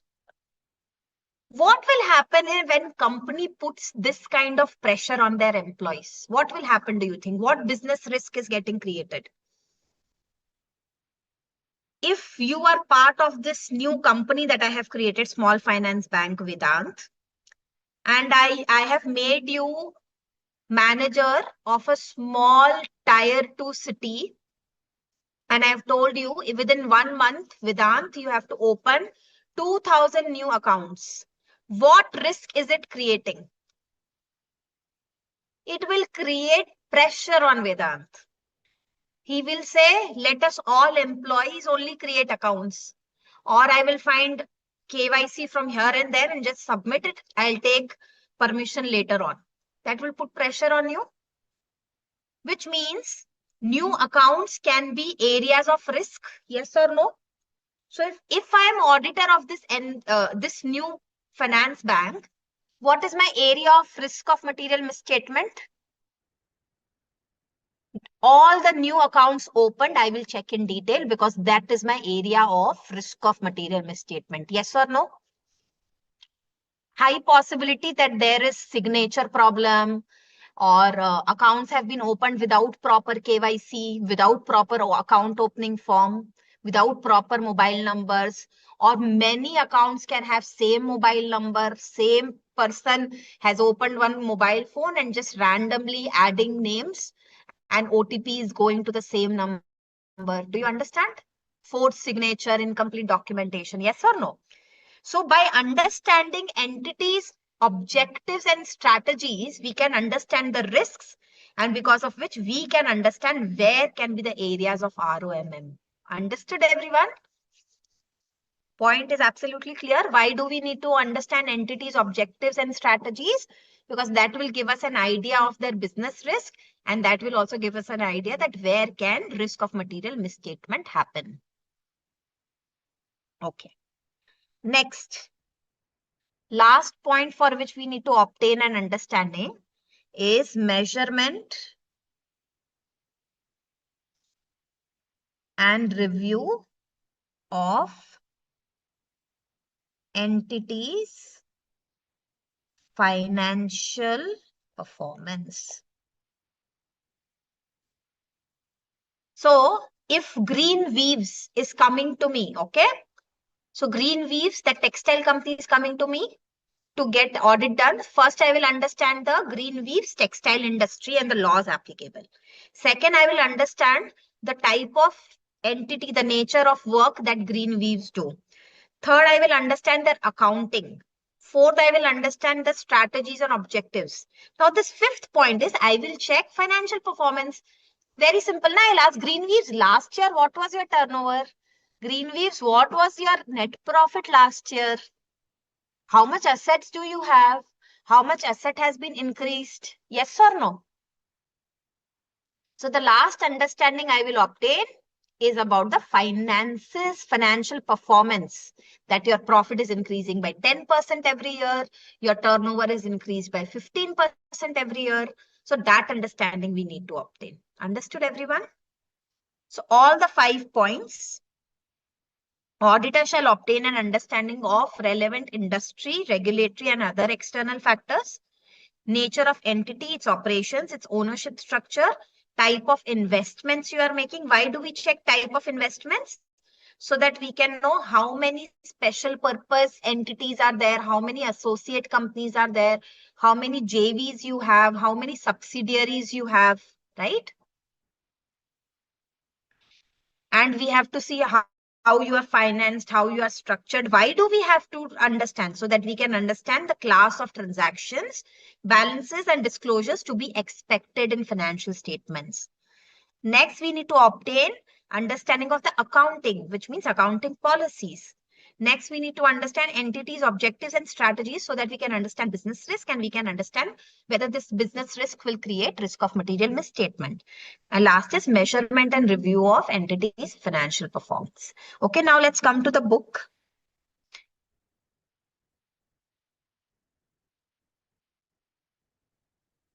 Mark here essay 315. Even if I give 100 stars of importance to this answer, it will be less. It is that important. Okay. Even if I give 100 stars, it's less. It's a very, very, very important question.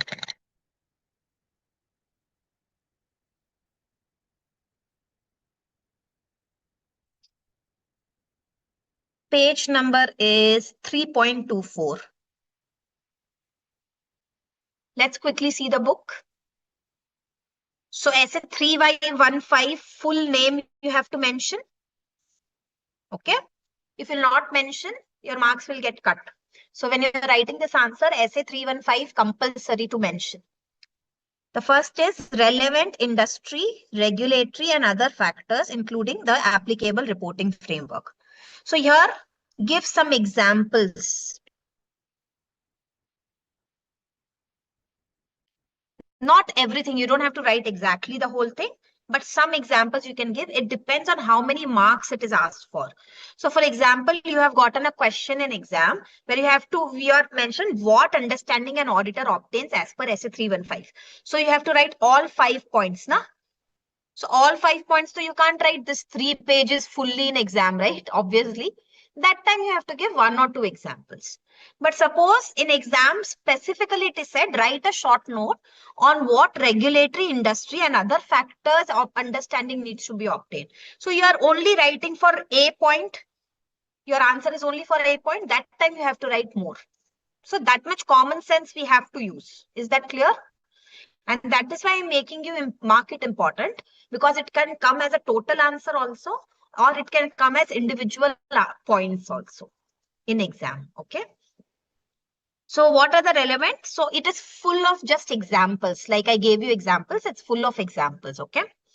So industry factors can be competitive environment, supplier and customer relationship, new technology, that is industry. Okay.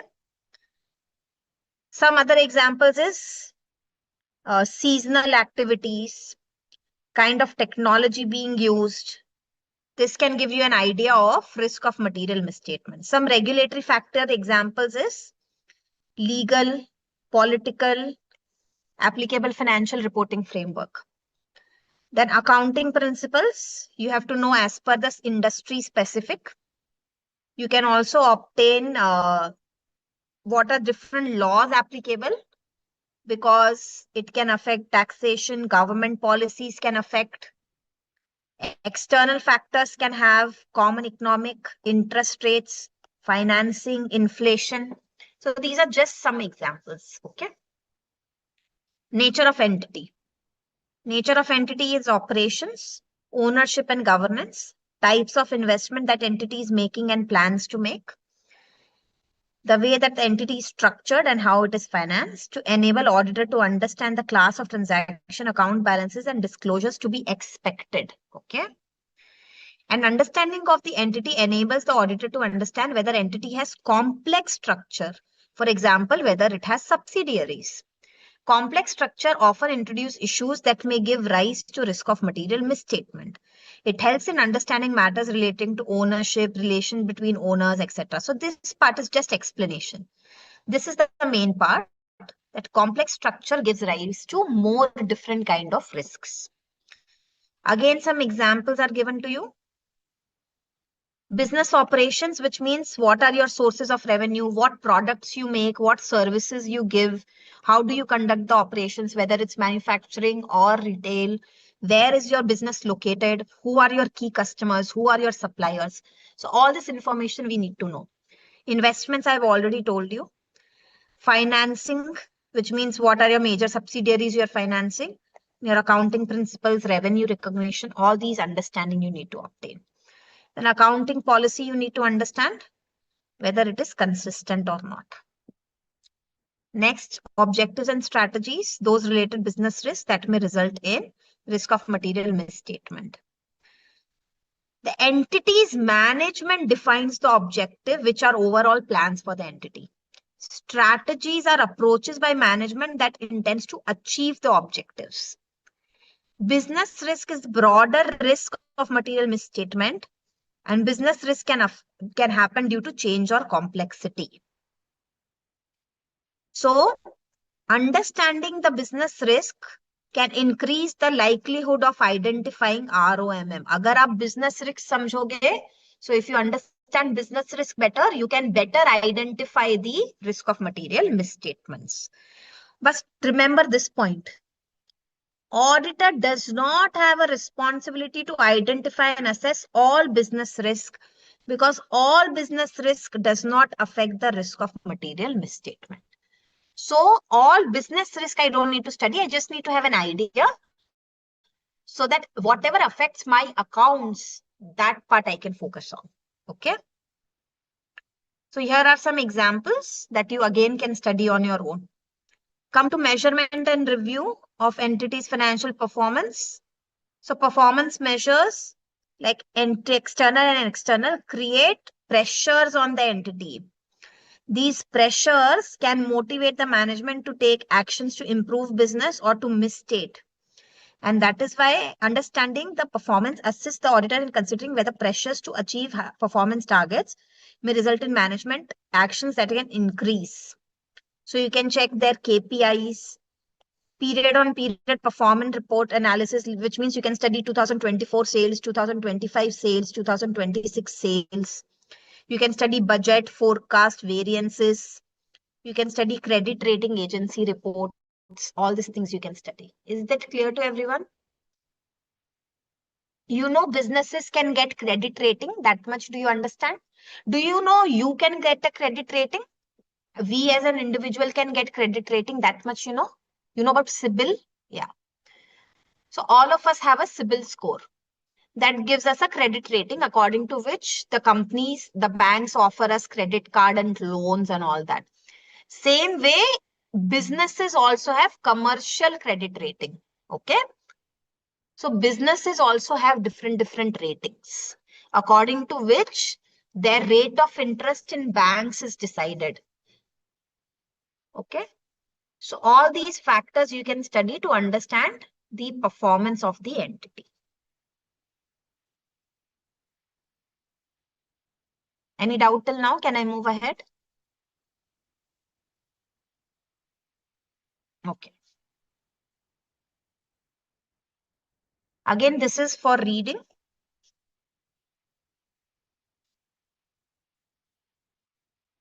Why understanding is important? So that it helps the auditor in planning the audit and identifying areas that need special attention. That's it. It helps you to develop an overall audit plan. So without understanding business, you can't do anything in audit. You can't plan your audit. That's it. Nothing else. Is understanding a continuous process or it happens during first planning stage itself? Of course, it happens throughout the audit. Okay. Understanding keeps happening throughout the audit. Whatever I keep working, I keep getting new information about the company.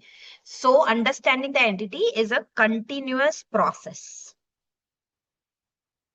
Now this point, do you see these 6 points, 7 points, 6 only, 6 points. Can you see these 6 points? Examples of areas in audit where professional judgment is used. Write down this. So what is this? These are examples of areas in audit where professional judgment is used. So where all does an auditor use professional judgment? In identifying and assessing the risk of material misstatement, in deciding materiality, we use professional judgment, in deciding whether accounting policy is appropriate or not, in identifying areas which need special attention, in developing expectations for this. I will teach you in essay 520, okay? And evaluating whether evidence is enough or not. In audit, we have to take judgment, yes or no? In audit, we have to take judgment at many places. So these are examples. Kahan judgment use karna padta hai? Where all do I have to take judgment? In deciding whether the risk is there or not, or risk is high and low, judgment. Something is material or not, judgment. Accounting policy is appropriate or not, judgment. This needs my special attention. This does not need my special attention, judgment. How much to analyze, judgment. Evidence is enough or not, judgment. Everyone clear with the answer? So these are examples of areas where auditor uses judgment. Clear? Okay. Let's see these few illustrations. One or two we'll see. The auditor of ABC Textiles chalks out an audit plan without understanding the entity's business. Since he has carried out many audit of textile companies, there is no need to understand the nature of business of ABC. Is that correct, students? Is he correct? No. He still has to obtain an understanding, including entity's internal control. It's a dynamic, continuous process. Okay, auditor should proceed accordingly. So this is just to understand, okay? These are not exam questions. This is to see if you have understood the concept. Okay, students? These illustrations are to check whether you have understood the concept. I will show you a few examples like I showed you in chapter number 2 in the last lecture. Now I cannot show you because the questions can be mixed with each other.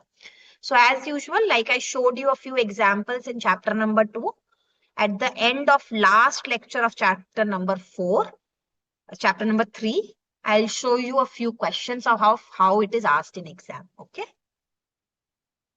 These are just to understand, just practice when studying the study material. Okay. While auditing the books of accounts of Heavy Material Limited for financial year 22-23, a team member of the auditor of Heavy Limited showed no inclination towards understanding the business and its environment. Is approach correct? No. Again, same thing. All right. So that's it. We are done with this topic. Understanding the entity and its environment, that part is finished.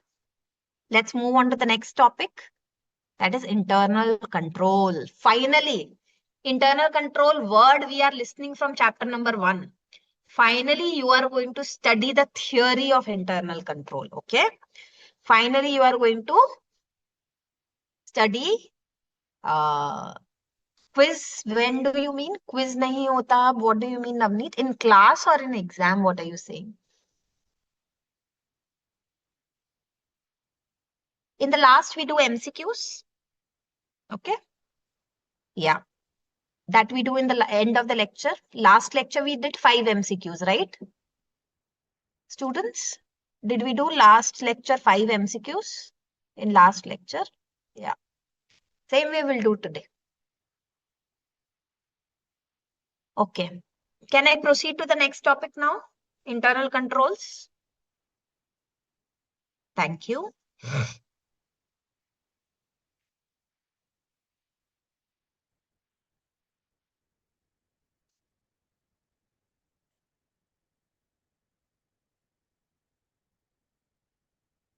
All right. So internal control can be, I'll just give you a very small example, okay? So let's say that a company is a manufacturing company.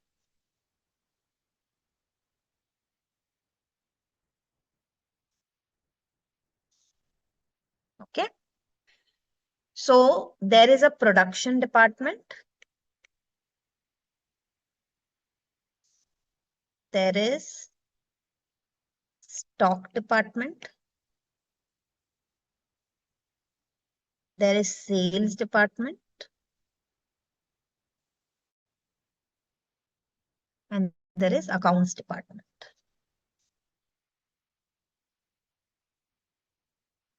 Okay. Finance and accounts department.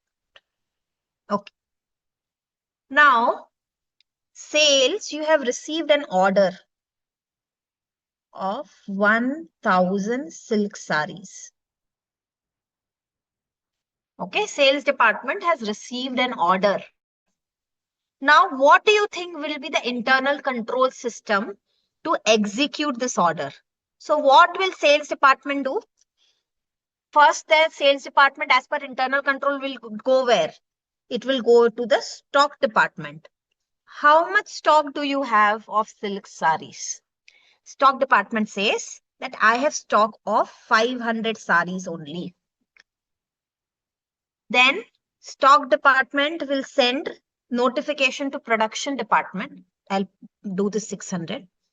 That manufacture 400 new saris. Okay. Production department will send again a message to stock department, send me raw material of, let's say, 500 kg of silk threads. Stock department will send a message to accounts department. Release advance payment for supplier. Yes or no? Then I'll just say now. Supplier has got an advance payment. Then supplier will send the raw material. Yes or no? Then when supplier will send the material, so it is received in the stock department, then stock department will just accept it, or they will count it before they accept. Will they count the number of silk? Will they do the quality inspection? Then they will add it to the stock register. So first inward stock register will be there. Then stock register will pass it on to production department. So outward again the stock is going out of stock department. Then production department will maintain work in progress stock count. Yes or no? And after the production is done, production department will send to stock department. Then stock department will send to sales department. Do you understand the flow? So at each stage, there will be some process created by company. Like, how will we account it?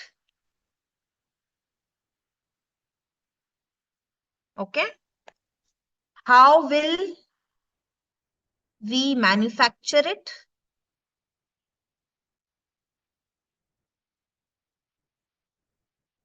How will we store it?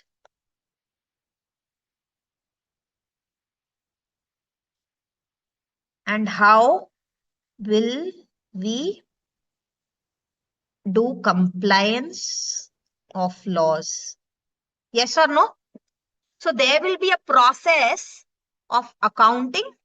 There will be a proper process that how is this transaction being recorded? Who will record it?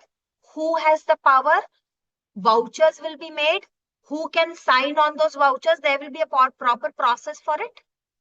There will be a proper process of how will this be manufactured. There will be a proper process that how will this be stored. There will be a CCTV camera. The storage unit should be clean and hygienic. There should be no water leakage. The silk sarees will be stored on a height and never on the ground. It should always be covered with plastic. These are the internal controls. And there will be a compliance process that whenever purchases are happening or sales are happening, we will take input tax credit. You know what is ITC, input tax credit? So whether GST has to be collected, when GST has to be paid, we have to keep proper compliance. So this is internal control. Yes or no? All of you understood? Basically, internal control is a way in which an entity runs. Now let's understand the definition of internal control. Okay. Let's understand the definition of internal control. Thank you, Sumira. Thank you so much. So pay attention. Just remember this SARI process in your mind. Okay. So any internal control,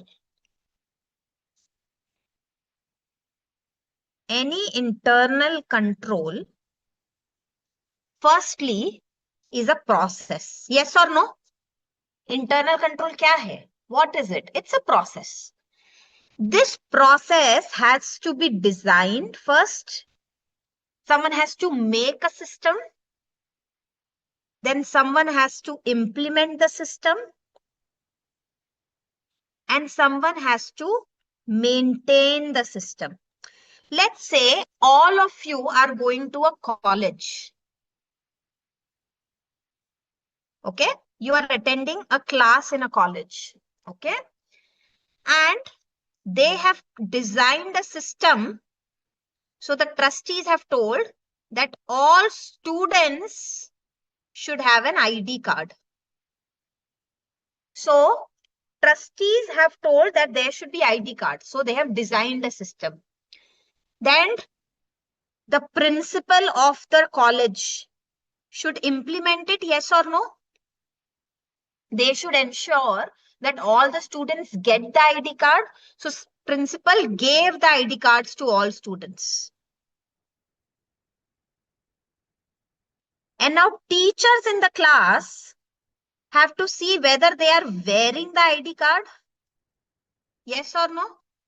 Which means implement to ho gaya. Implementation done.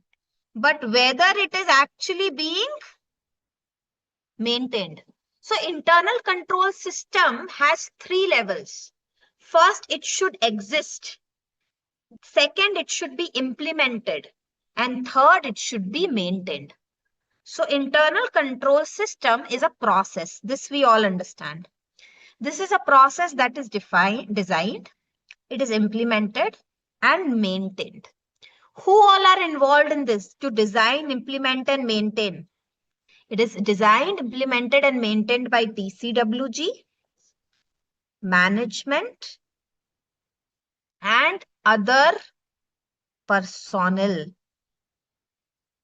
Teacher is also involved, na? In this TCWG is trustee.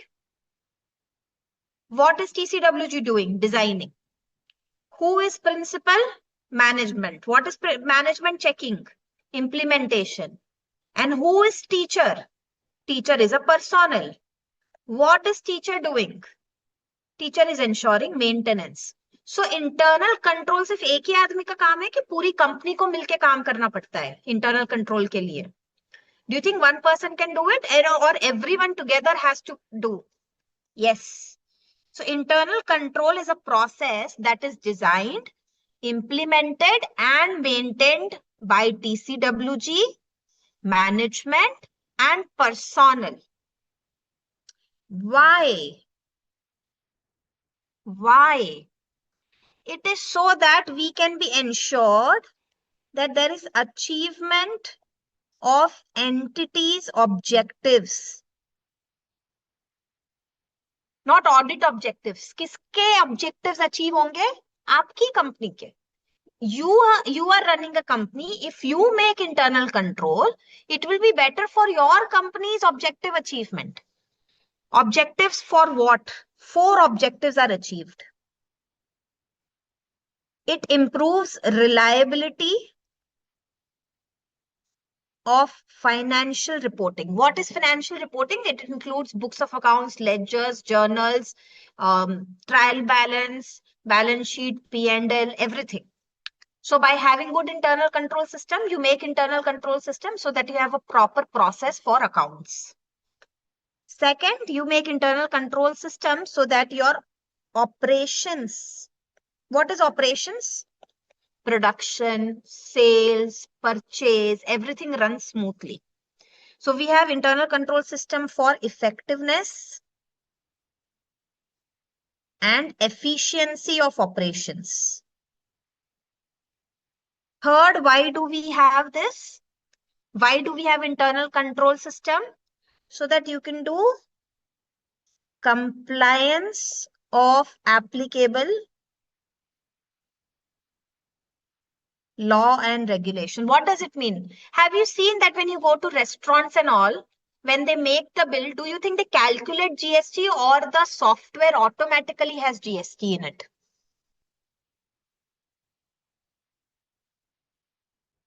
Most of the places, what do they have? Software. So software is what? Software is a type of internal control, yes or no? Why has company created that internal control? So that they don't make any mistake in GST, yes or no?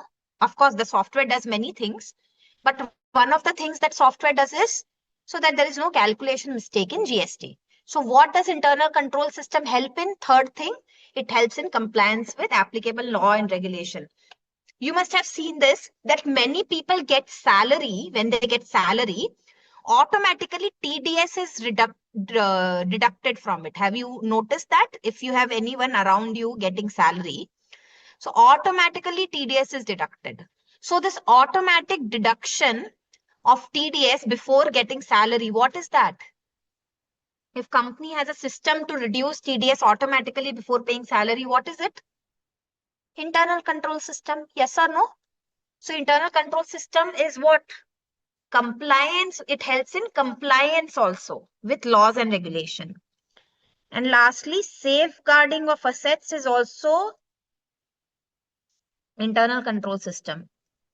So if I am a bank and I have a locker for my cash and CCTV cameras for my cash, is that an internal control system? Yes. So what are the 4 things an internal control system do? Please remember this very important definition. Internal control system is a process. It's a process that is designed, implemented, and maintained. By whom?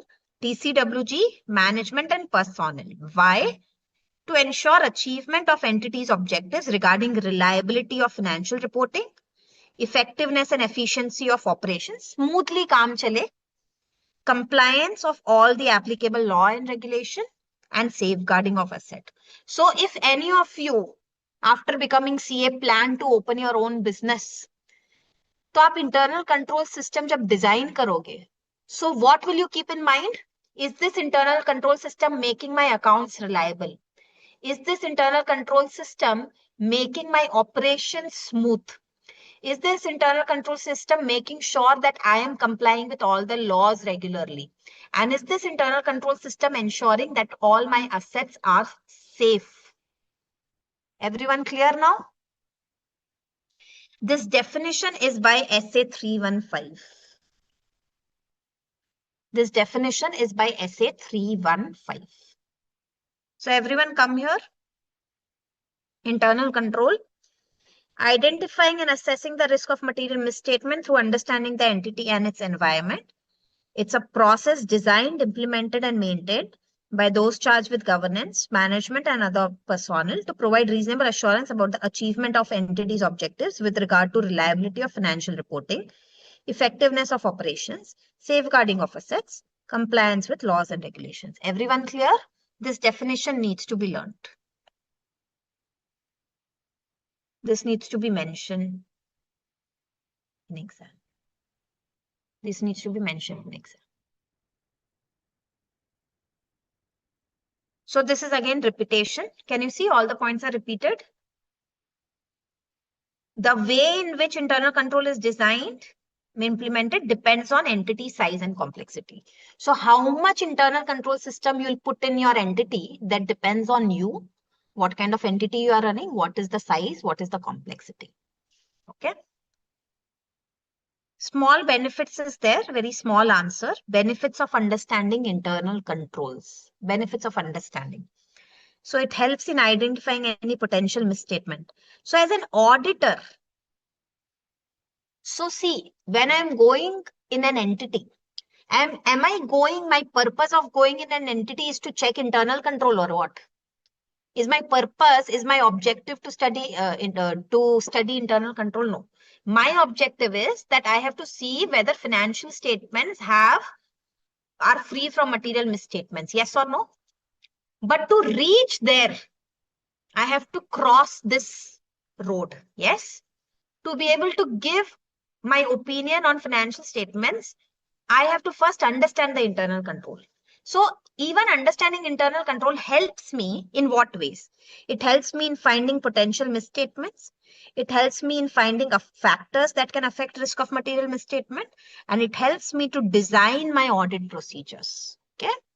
It helps me to know how much work I have to do. Done?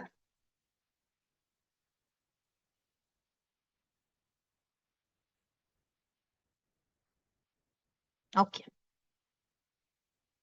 We'll do. Okay. From this part onwards, we'll do in the next lecture. Because this is a little long answer, I need 10-15 minutes to explain it, okay? So this I have to do in one flow. Now, can we do the MCQ?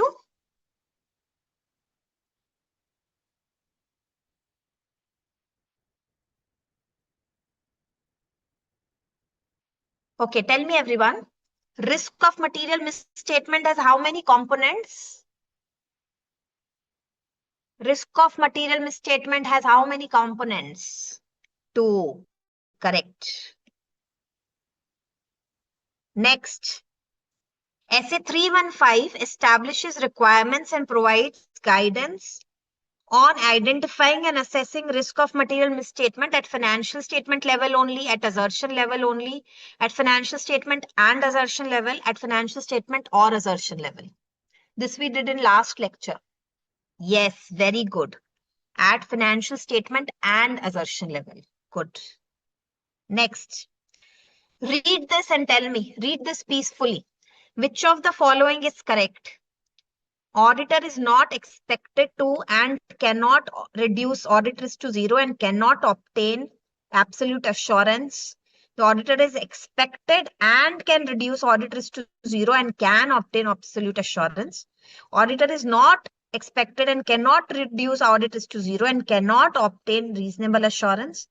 Auditor is expected to and can reduce audit risk to zero and can therefore obtain reasonable assurance. Which is correct? Which is the correct? Read peacefully. Don't be in a hurry. Take 10 seconds and read it.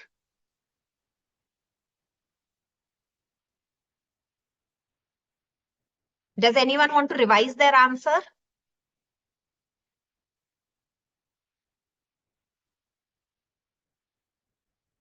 Those who are saying D, can auditor reduce the audit risk to zero?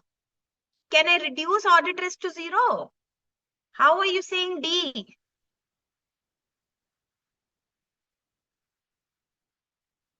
Auditor cannot obtain reasonable assurance. Those who are saying C, auditor cannot obtain reasonable assurance.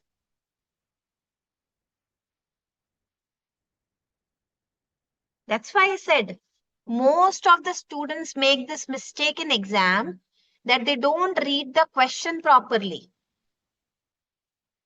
Answer is A. All of you know this. All of you actually know this. But just you're studying and reading fast, you are not registering it in your brain properly.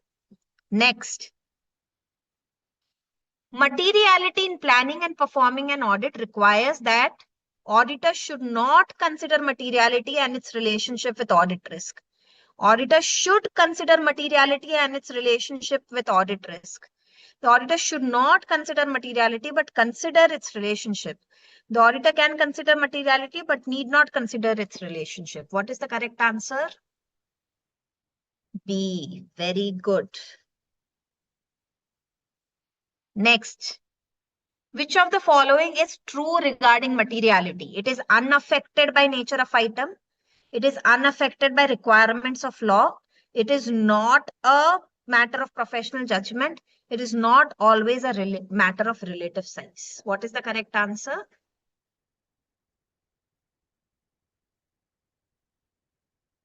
Correct, everyone. D. It is not related to size. Sometimes even small thing can be material. Yes. Rest, these are incorrect. Only this is correct.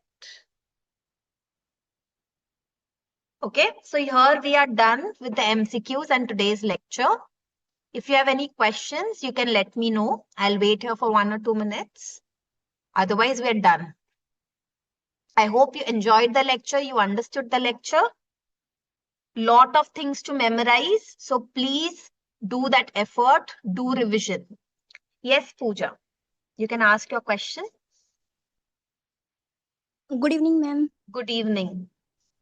Ma'am छोटा सा doubt था कि जैसे आपने बोला कि materiality and audit risk have inverse relationship, but ma'am if there is big, अगर यहाँ पे बड़ी बड़ी कंपनियां तो उसमें हम ज्यादा अमाउंट का मटेरियलिटी लेवल सेट करेंगे तो वहां पे ऑडिट रिस्क कम है ऐसा मतलब जरूरी तो नहीं है मैम. नहीं, आप ऐसे मत सोचो कि मटेरियलिटी अमाउंट हम इंडिपेंडेंटली देखेंगे. उसको कंपैरिजन में रखना पड़ेगा कि कंपनी का साइज क्या है. इसका मतलब अगर कंपनी का साइज ही 3,000 करोड़ है और फिर मैं बोल रही हूँ कि मटेरियलिटी लेवल सिर्फ 10 लाख है, तो मटेरियलिटी लेवल हम लो बोलेंगे उसको, क्योंकि 10 लाख 1000 करोड़ 3000 करोड़ के सामने बहुत छोटा है। इसका मतलब हम मटीरियलिटी लेवल 10 लाख रख रहे हैं, मतलब 1000 करोड़ की कंपनी में, 3000 करोड़ की कंपनी में अगर मैं 10-10 लाख के एक एक अमाउंट को, एक एक चीज को चेक करूंगी, इसका मतलब मैं रिस्क ज्यादा एक्सपेक्ट कर रही हूँ। समझ में आई बात? ओके, वही ऐसा। मेरे दिमाग में था मैम कि ठीक है। बड़ी बड़ी कंपनियों में इसका मतलब तो ऑडिट रिस्क लो हो गया, ये स्टेटमेंट ही गलत होगी इस हिसाब से तो। हाँ, ऐसे नहीं सोचना है हमें। हाँ, okay ma'am, thank you ma'am.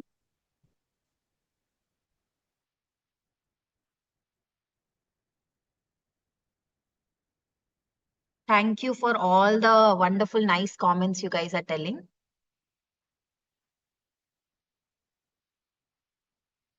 Thank you so much. Ma'am, can you please repeat the concept of audit risk not included? Sorry, Arpita, what is this? I don't understand what question you are asking. Can you frame it properly?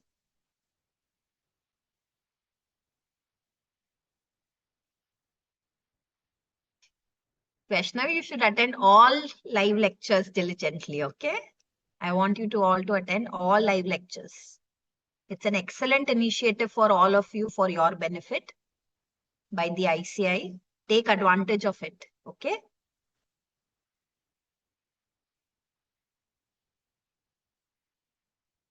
Modified, unmodified opinion. So modified opinion means I am not satisfied that the financial statements are showing true and fair view. So that is modified opinion. When I'm satisfied that it is showing true and fair view, it is called as unmodified opinion. Okay. We will study this in detail when we study reporting chapter in module 2. That time I'll give you in much more details. Right now, just understand when auditor is satisfied that it's giving true and fair view, it's unmodified. When it's not satisfied that a true and fair view is correct, so then the opinion is called as modified opinion. Yes, Sumira, you can ask your question. Ma'am, sorry. Can you explain me the question where I went wrong? This question 10, it is not always a matter of relative size. Because I misunderstood Which one this did you as think? it is unaffected by nature of an item. I think I missed listening to this. Can you please repeat, please? Yeah. So which of the following is true? So which means 3 are incorrect. Okay. It is unaffected by nature of item. But if the nature of the item is very high risk, for example, if the expense is, for example, unsecured loan, is it more risky than secured loan? Is No, unsecured loan more no. risky? So Unsecured loan, no. yeah, unsecured loan is less less risky, Less risky. but unsecured loan is more risky. So can nature of item affect materiality? Yes, but here it is saying unaffected. So is this the correct point? No, nature of item is not unaffected. Yeah. Can nature of item affect my materiality? Yes, it can. Yes. That's why this point becomes wrong. Okay. So, how come the matter of relative size? Can you give any example for Which this? means it is not always a matter of relative size, which means even small amount can be material. So materiality is not always affected by size of the item. Got it, ma'am. That's correct, right? Yeah, ma'am. Thank you.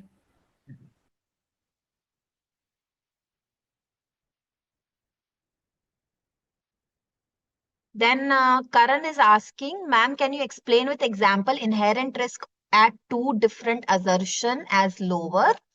So if I'm checking stock, Karan, okay?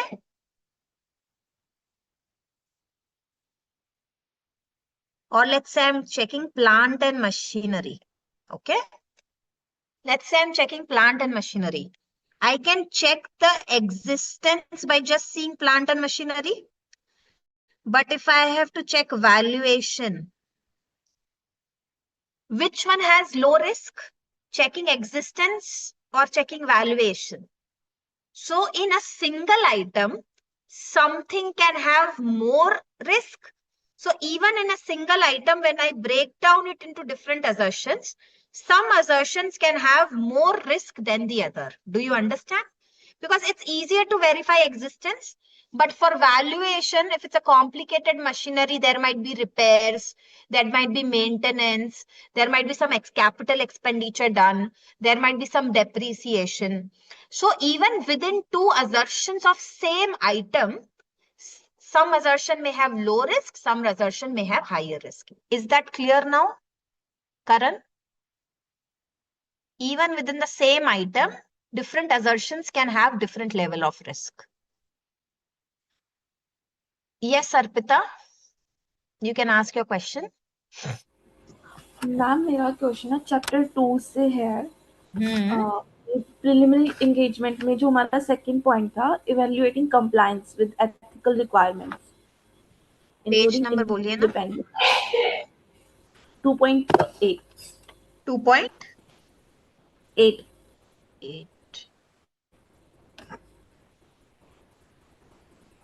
या which one? Ma'am जो इसमें B का जो second point है ना, Evaluate identified information. Breaches में, हाँ हो।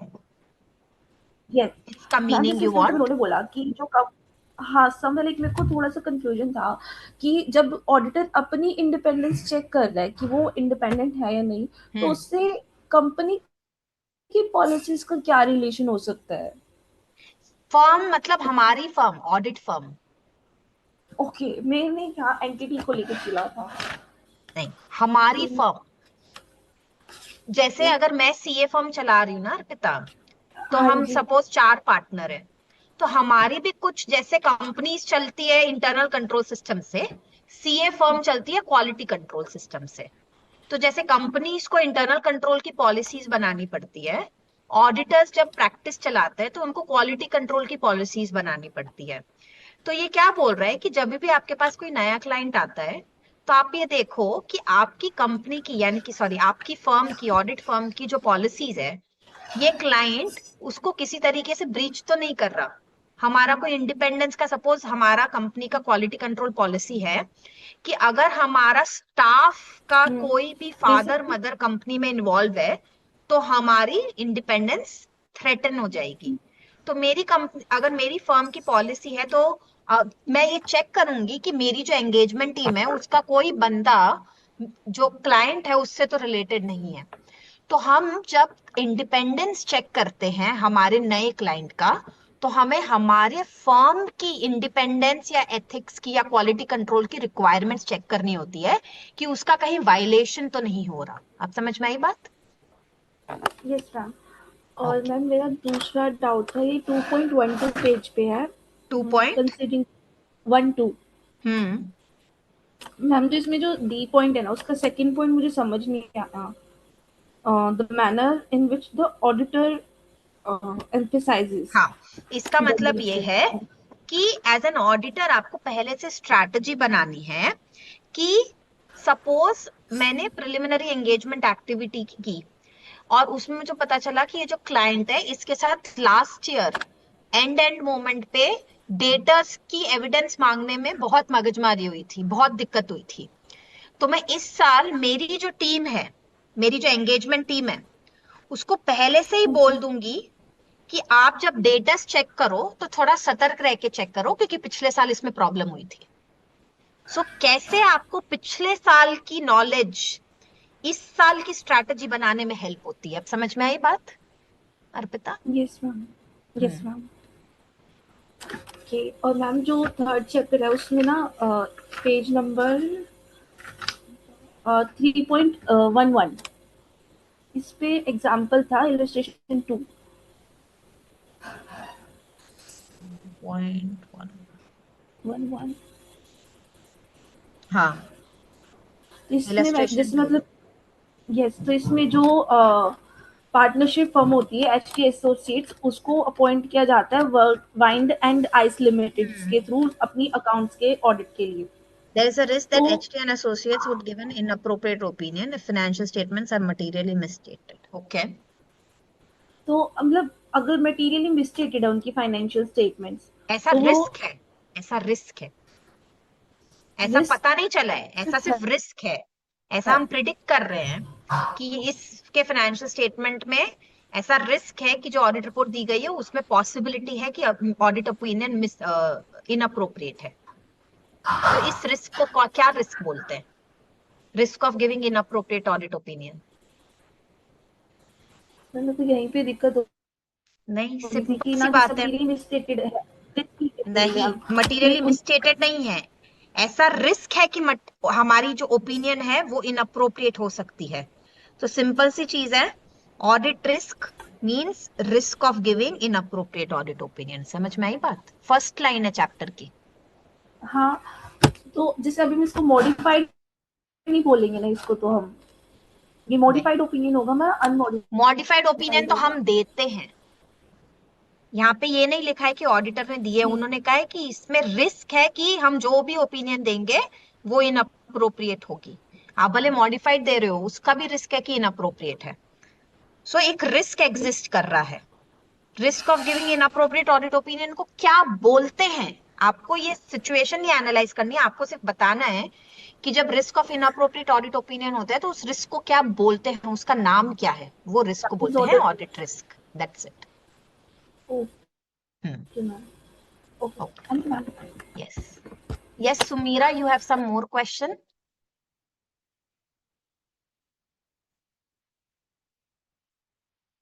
Lohit, you have some question? Ma'am, I just had a question regarding that inverse relationship between the material misstatement and Material uh, misstatement, not materiality level.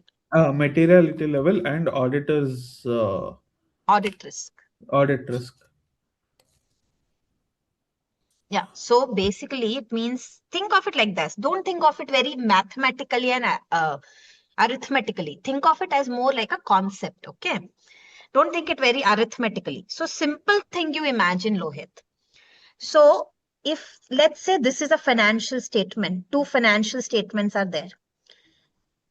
I am keeping materiality level as very low, which means I have to check everything. Yes or no? Yes. And if I'm keeping materiality level here, which means I'm checking lesser things. Yes. So if I'm checking lesser things, which means audit risk, I'm expecting to be what? Low or high? When do I check less things?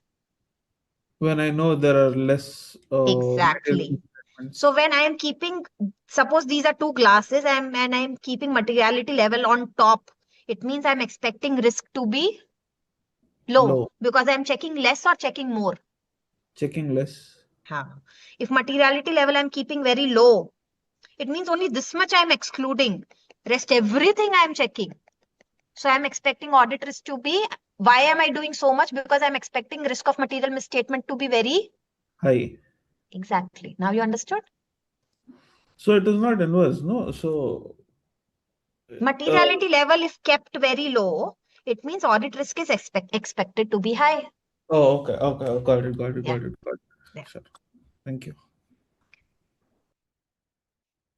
Anyone else? Or can we wind up the session for today? Okay. I don't think there are any more questions. All right. We'll see you on Friday. Keep studying, keep revising. Okay. See you all next time. Bye. Good night. Yes, Manishji. Thank you so much.